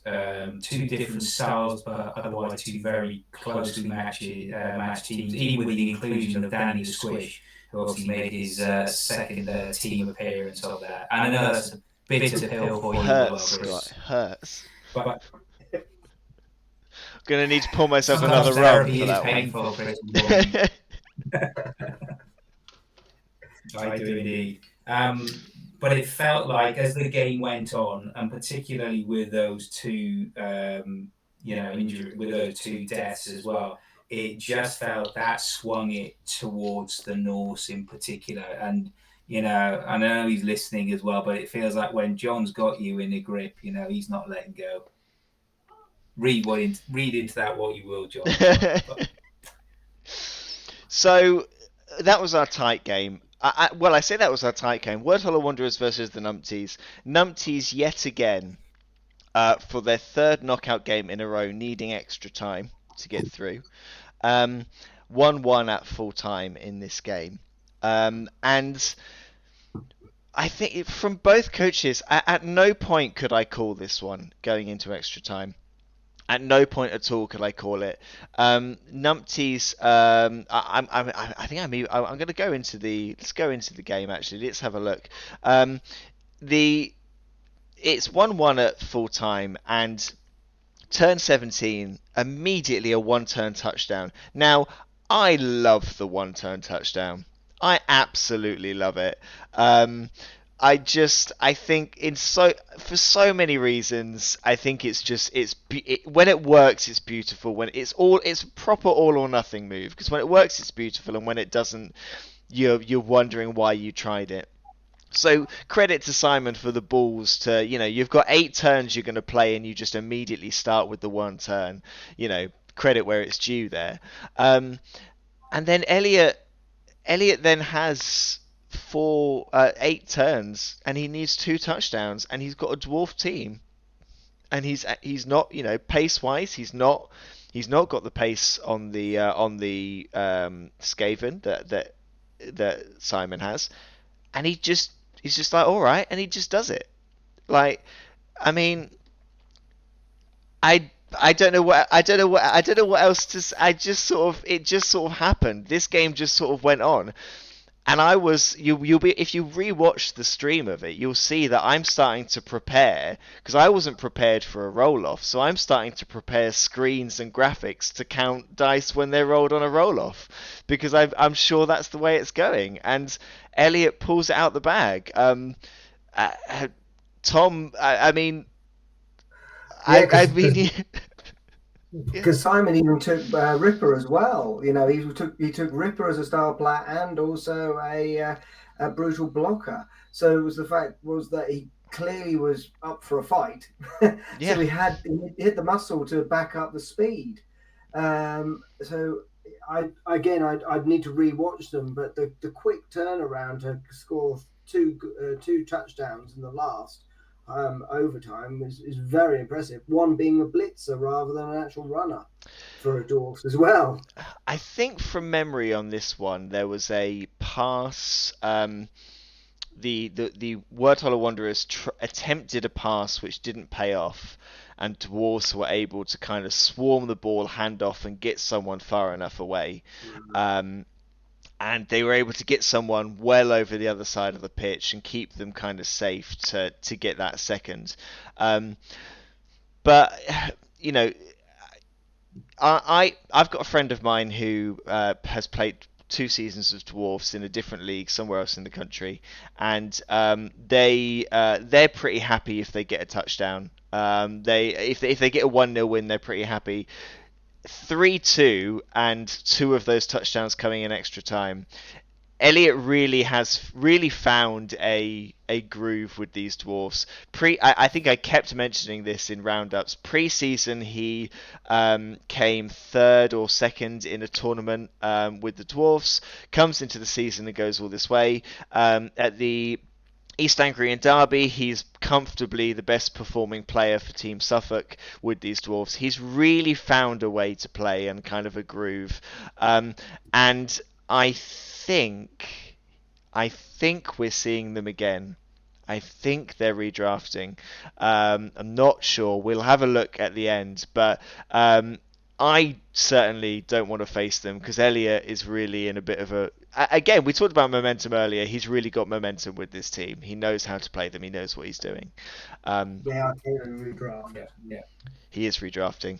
Yeah. Well, that's one to avoid. That's one to avoid. And I think it's a good thing where maybe it's the fact you should never underestimate any of these teams. I think a lot of people get an idea that dwarfs are slow. Okay, what I can do is I can hang back. I can just zip round them. But as you quite rightly mentioned, Elliot's managed to maintain that and managed to come up with new ideas and ways of playing that team. I think that's a very good point because I'm still here. I've got my headset on. I'm just popping to the fridge. But I think that's a very good shout. That actually there are because it's worth mentioning. Of the last 8 teams we had, none of them redrafted from last season. So no team that made the last 8 was a redrafted team. So it's you definitely, you nailed it there. Underestimating the new teams that come in because they've got lower team values, they haven't been built up, anything like that. Not the right thing to do because anyone, like we've said a few times, anyone can beat anyone if the dice aren't on your side and if you don't have to make many mistakes and that's how it falls apart. Scott, this game for you, I mean, it was again maybe this result. I thought Simon was on such a run, and I thought I didn't know where that run would end. Did it feel right that this was the point where that run came to an end? Do you think? No, actually, up until turn 16, when Elias, really turned it around, I thought it was there for Simon. He had good use of Mercs. He was 1-0 up. He had just killed a linesman. He had Ripper Bogart going in there, very, very good indeed. So the fact that what Elliot did by turning it around with the turn 16 touchdown, then he has, as you say, he then goes 1-0 down. So it's like you're almost dragging it back, but then it's suddenly, no, you've got to do it the harder way. So therefore to go 2-1 down as well and to come back in those last few terms. And I think the fact that it just shows how well Elliot played and therefore, kudos to Simon in terms of it just against an exceptional dwarven player in Elliot. So yeah, well done Elliot on that. But again, kudos to Simon, as you said, going from what was a season 4 in terms of into this season 5, getting just out of the group, which could have been, as you said, Chris, all down to the last match, all down to the last few plays in that league. He's out. He's looking at the current reigning champion, and it's probably the people's favourite there in terms of likely to go through. And Simon does it, and really, really does it well. So yeah, it was a great match, and it just shows what Bloodbowl's all about. Really, you cannot assume that you've won until right at the end of the 16, and even then, it could go anyway. Yeah, and exactly the same as what I said about Elliot with the dwarves. Those Underworld Deniers just really gelled for Simon. For some people, they look at that team and think, well, that's quite a technical team to take to anywhere, to a tournament or a league. There's a lot of different random players there, most of which are quite squishy, but he managed to do it. Well done to him. And we'll look a little bit. Feel. Oh, go on. Sorry, Scott. Yeah, just I was going to ask then for you guys, anybody on Twitch, when you saw those two results as well, it did sort of then suggest that the winner of the Hot Spews and the Iceborne, they were likely to be the favourite going into the final. However, when Elliot pulled this out of the bag, it was like, well, now it could be. What are your guys' thoughts and takes on looking at these two semi-finals and thinking where would the likely winner come from? I probably am a similar. I probably think if you look at the two semi-finals, that the champ is probably coming from the Hot Spews or from the Iceborne Raiders, and I think for me that is down to I think for me that's experience. That they are they are comfortably the two more experienced coaches, and that is what kind of swayed it for me. So yeah, I would have loved to have seen either Simon or Elliot as champion. I think Elliot, youngest player in the league, coming in facing up against. I would have absolutely loved to have seen him win it. But I can't. I think I did before the game started. I probably thought maybe John was gonna take it. Tom, what did you think?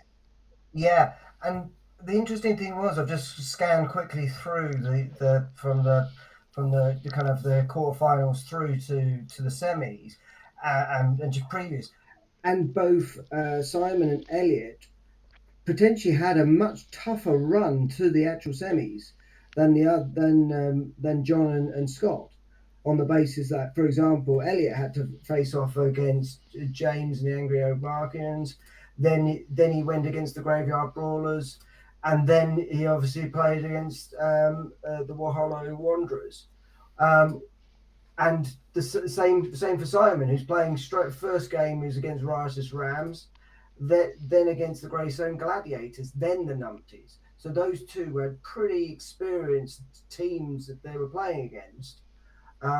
Whereas, I'm not doing anyone a disservice here, but I think the Hot Spews had a pretty tricky run. I think they had a pretty tricky run. Yeah, I know, picking up new players on the way, getting some of the players. Yeah, but it was an interesting match. As you quite rightly said, you kind of said, well, it's either going to be Hot Spews and Iceborne Raiders are definitely, they're it's going to be one of the others. But that one between Simon and Elliot was a bit of a wild card. You don't know which one's which.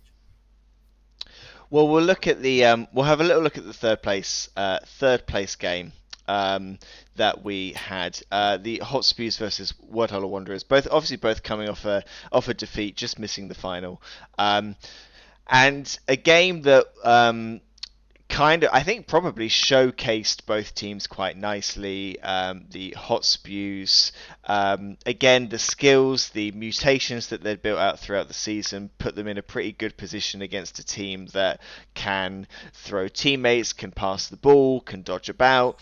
So, those natural the mutations that came along made all that stuff quite difficult. But the Wanderers scored a two-turn touch, immediately went one touchdown down, and immediately in two turns, with the pace that gutter runner has and the pace that team has, straight away manages to come back, very, very quickly. And I think, I believe in this game, near the end of the game, both, I say both. I think Simon had Season 6 in mind when he was 2-1 down and Scott was stalling for the turn 16 touchdown. And I think when it's the third place game, I don't know if you can blame anyone for that, really. Simon has got some very nicely skilled up players. His gutter runner is a nasty looking player to play against.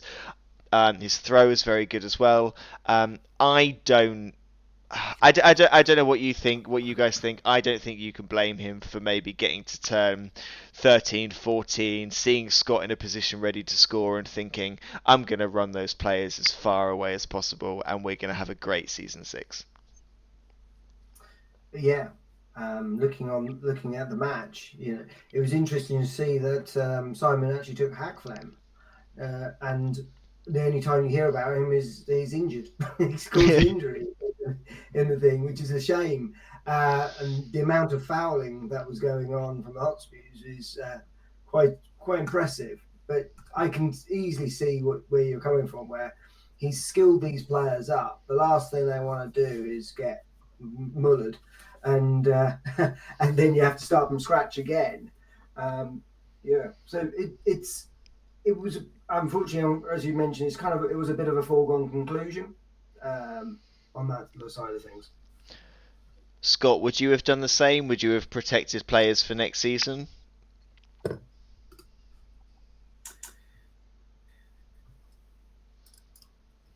I think I can protect. No, I'm a person who just has no consideration for the safety of any rats, whether they go to Radogos or anyone. They're there for a purpose. If they don't deserve it, they're off to the laboratories. But I think it was almost a nice thing because a 2-1 to the Hotspurs is Bloodbowl at the ABBL that won the 1-0 to the Arsenal, really. And to see that classic bit of stalling towards the end, taking it from 14 to 16. I think the league would have been poorer, or the season would have been poorer without it.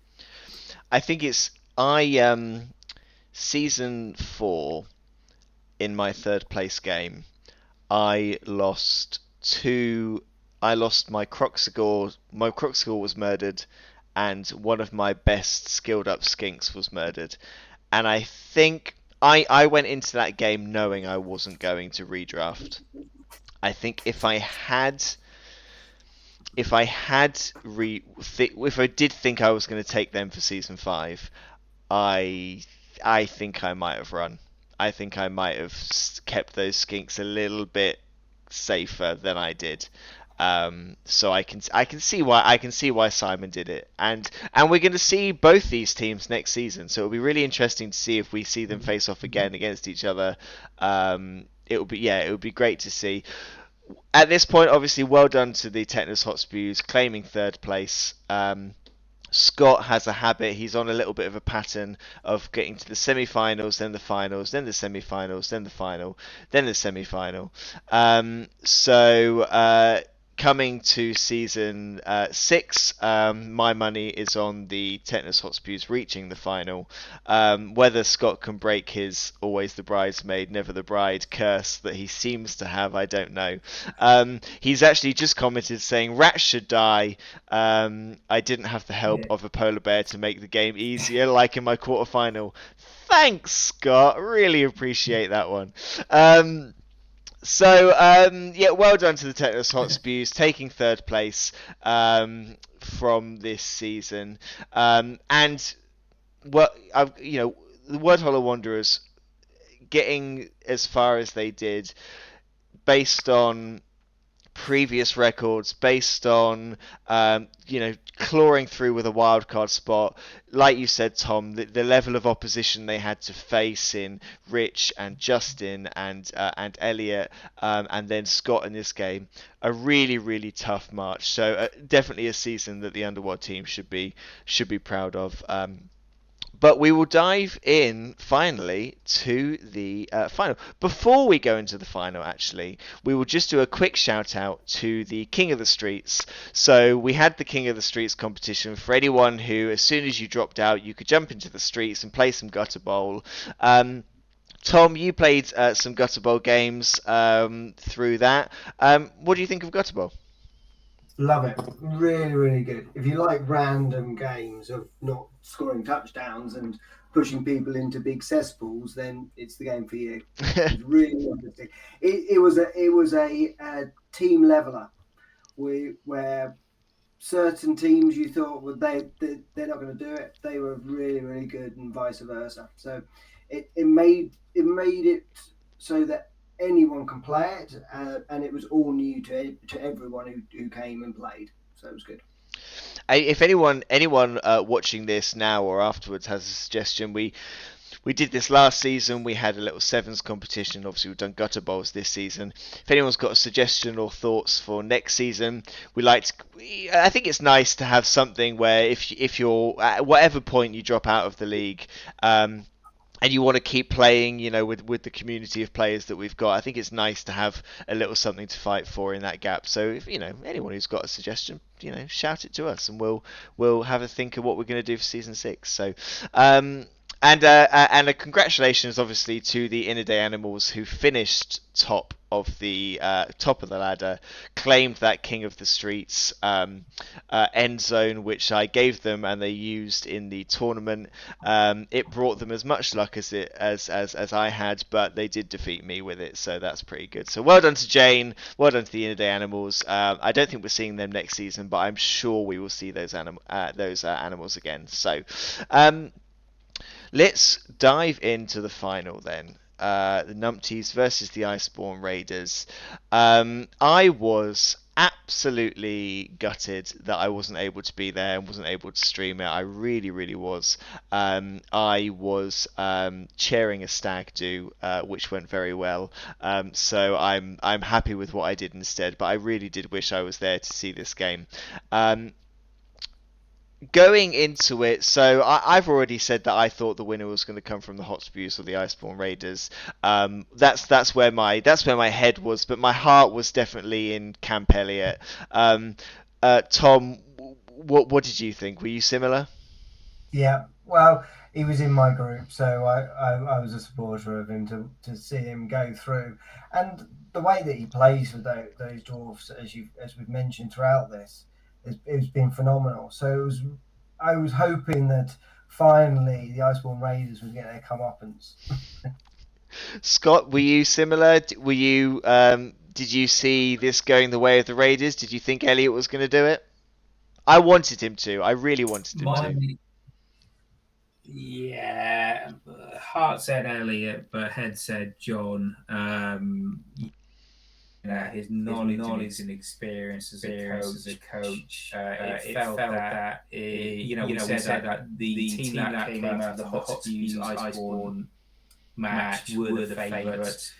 They're very strong, very experienced coaches, and it felt that if John got his nose in front, then it was maybe going to be a turnaround too far for Elliot, although he had proved it against the Weird Hollow Wanderers. So as soon as we saw, it go 1-0 to the Hot Spews, sorry, not 1-0 to the Hot Spews, that's wishful thinking, isn't it? No, as soon as it went 1-0 to the Icebornes, it just felt like that slow grind inevitability. And John just, played it, solidly, true professional. And it just, if you look at it in terms of the tour play results as well, it just felt that no matter what Elliot was trying, didn't have necessarily the right dice roll, didn't necessarily, have those moments that he'd had previously. And it was, John's name was on that trophy. So well done, John. Because John went into this game with a much higher team value, but sacked a lot of players, some skilled up players as well, in order to level it. So going into the game, the difference in team value was only about 90,000, enough to get a brutal blocker for the numpties, but definitely had to play that. Kind of weigh those scales of, do I want my skilled up players or do I want to stop my opponent getting more inducements? And based on what we've said over and over again in the last couple of hours that we've been chatting about this season, mercenaries have been so important and so useful that John may have, doubled his chance of winning just by sacking 3 players. A really strong move, and yet if we look at the SPP, Elliot gets more SPP out of this game for more casualties. 2 very blocky teams, but Elliot had the kind of punching, but just wasn't able to get that extra step. I think it's clearly, you look at the stats of it. It is it was a tight game. It was very tight. Yeah. Absolutely. So we'll start with Elliot. Well done to Elliot for a great season. Like I've said, a really, really good momentum that he's built with this dwarf team, and a dwarf team that we're going to see again for sure. And I certainly don't want to face him next season. I would rather not. But coming out of this final, looking at the two teams and how each coach has skilled them up, how they've performed over the course of the season. The Dwarfs have been beaten this season. Iceborne Raiders weren't beaten at all this season. They were beaten a few times in a tournament at the weekend, so they aren't unbeatable. But we'll start with you, Tom. Which one of these two teams would you be more scared to see in your group in Season 6? Ooh. Well, that's a tough one because I've faced the numpties and they are tough. They are a tough game. But then again, on paper, the Iceborne Raiders just look unbeatable. And with his knowledge and skills with them, John is a very effective player. So I pity anyone who's in either of those groups next season. I think the Iceborne Raiders with those 3 rerolls, because I want to caveat John's tournament performance at the weekend that he did not run many rerolls and needed to use them very quickly because rolls weren't going his way. 3 rerolls with this Iceborne Raiders team, I think, make them a lot more terrifying. That you've got a team coming towards you with the amount of block that they've got on that team, block, all there. So a team that can come at you with one dice blocks with a reroll in hand is a scary prospect. But looking at the numpties, block,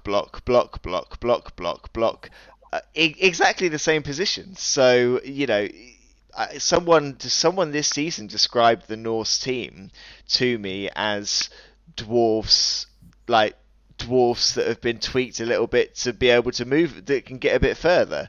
And it's not a bad shout. I think it is tricky.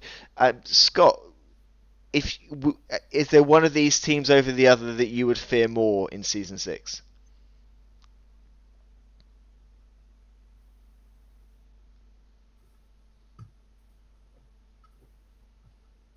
I have to go with Elliot. Yeah, really good. So they've got block. They're looking really good. And I think it's going to be, particularly from a Skaven perspective, if they get ahead, it's going to be a real struggle. From my perspective, as a Skaven coach. So I can't pay him a big compliment. I just hope he's not in my group next year. Yeah. There is actually, for a Skaven coach as well, there's a lot of tackle in there to make your life difficult as well for getting the gutter runners through. That does make sense. We've paid homage to the numpties. Iceborne Raiders conceding 2 touchdowns all season. Fantastic defensive performances. I think to say John knows what he's doing kind of I feel like that is almost doing a disservice to how well he's played all season. A really fantastic record that he's had. Played 10 games, drawn 1, won 9. That's an amazing record. I don't think previous champions have had a record that good. And because we've had more players, there have been extra games to play. There's an extra game to play to get that far. So, we have to give credit where it's due and say really well done to John for a fantastic season that he's had. Really, really, really strong season, and we're going to see those Iceborne Raiders again. We're going to see them next season, and we'll see whether we've had a coach that has been able to retain a title. We haven't yet had a team able to retain a title, and this season no redrafted teams made it to the last 8. So if John can get a second, what would be his third title and the Iceborne Raiders' third title in season 6, it would be a really, really great achievement. So we'll have to see how that goes. So let's we will end shortly. We will just very quickly talk about season 6, and we've got a few teams registered already. We've got a list of teams here. There's vampires coming in. We've got vampires on the video here. We've got lots. We don't have many redrafts. I think counting it 1, 2, 3, 4, 5, 6 out of 20. Not many redrafted teams coming in, so a lot of people coming in fresh. Tom, we'll start with you. How are you feeling about your chances in season 6? And how are you feeling? What does the group look like for where you think how much progress you think you can make? Yeah, so I'm taking vampires. I think I'm the only one with a Vargeist in my team, so that's going to be interesting. Played them at the weekend in tournament, kind of lost one, drew one, and won one, so pretty even. They are a fun team to play. They caught a lot of people off guard during the tournament at the weekend because they didn't know or didn't realize how effective some of their skills are. Equally, Bloodlust is a nightmare. If you start rolling ones, there's no denying you're going to be losing that game. The look at the stats on the current teams that are being there, it's kind of pivoted again. This very agile.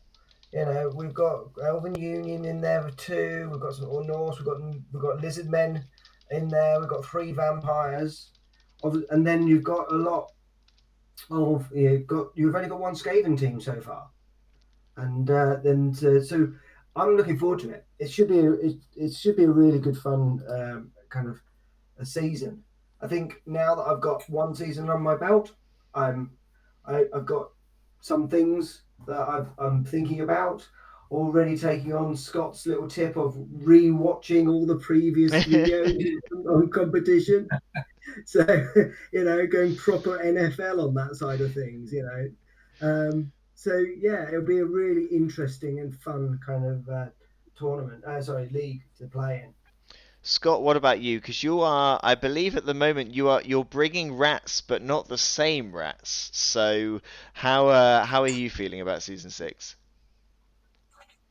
I am very excited. I am looking forward to this. I am loving the fact that there are a lot of teams in here. I love Skaven because, as we said at the top, they're either very, very good and they annoy the crap out of certain people, particularly Nurgle coaches. But they're either very, very good or they'll absolutely destroy all of your hopes on their own without the opposition having to do it for them. So this year, to see the fact we've got, as Tom said, we've got a lot of agile teams. We've got 3 new vampire teams they seem to be that they're either going to play really, really solidly, or if they run out of thralls, they're not going to be playing much at all. So we've got two underworld denizens, we've got Skaven. Ogre are going to be big, so they're going to be another one. Is it just in play Ogre, I believe? No, the Ogre team, I believe the Ogre team is James. Very good. So 2 lizard men. I know Sam's moved up to lizard men as well. So it's one of those. It feels at the moment that anyone can beat anyone on their day. So yeah, really, really looking forward to it. You mentioned as well, are there any teams I'd like to avoid? Apart from the numpties, no. People I would like a rematch with in the league. I'd really like to be drawn against Crades again and Nurgle. That would just be a personal satisfaction. And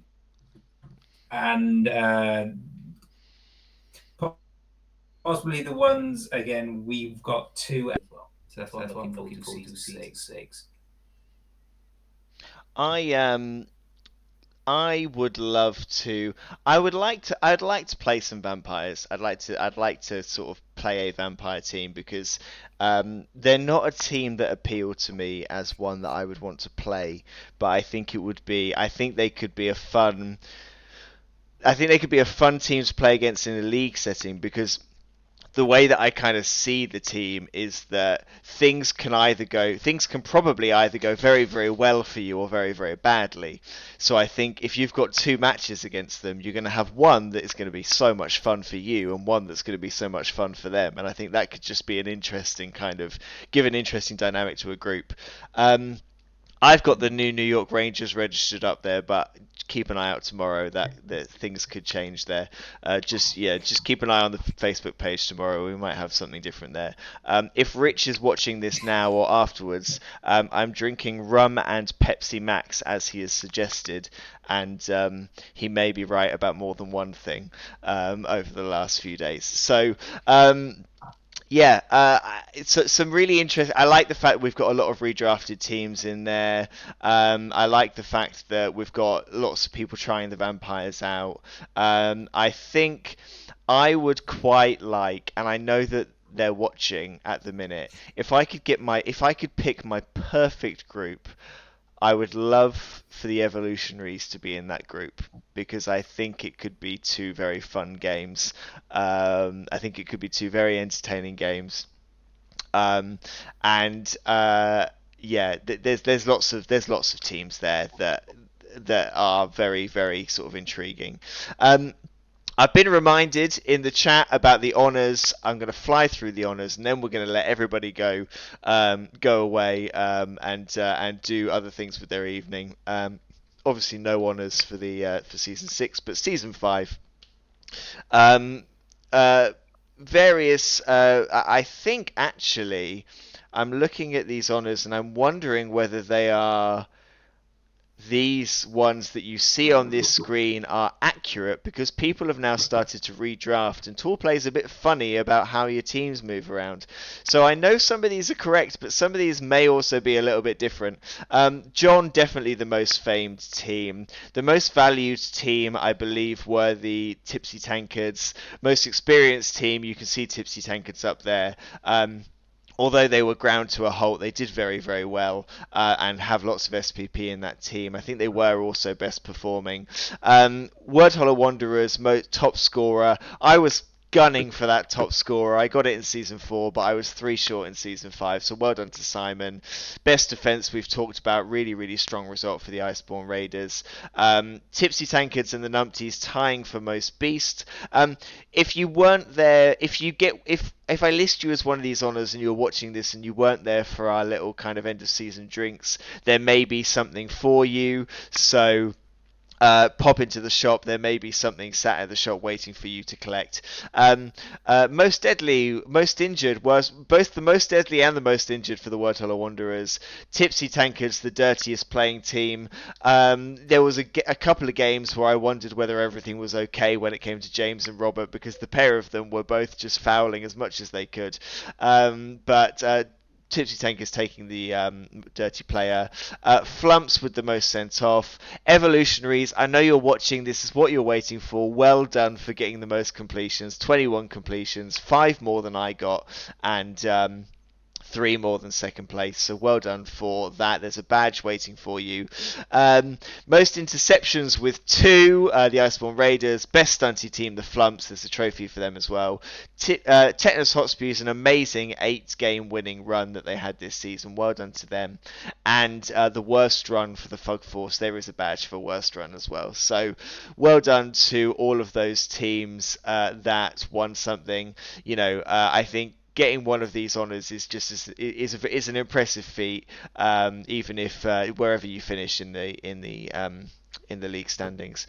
And that's I think that's it. I think we've covered all of season 5 really, really nicely.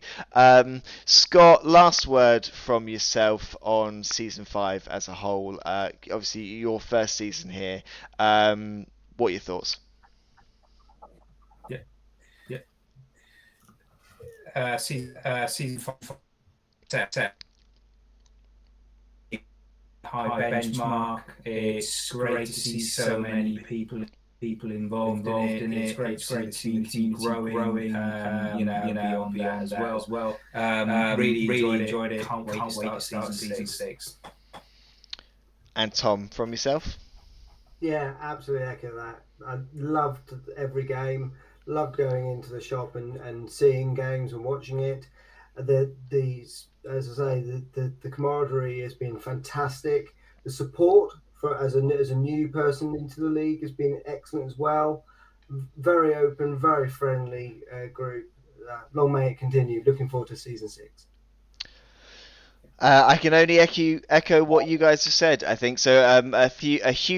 Firstly, a huge thank you to you both. Thank you, Tom. Thank you, Scott, for joining me. So I'm not rambling on my own here today. Hopefully, I can rope some of you in for some roundups next season. Thank you to everyone who's jumped on now. We've had loads of people watching and joining in. So thank you if you've been in the chat. Thank you if you've watched us live, even if just for a few minutes. Thank you if you're watching us on YouTube, too many days, weeks, months, years afterwards, whenever it is you're watching.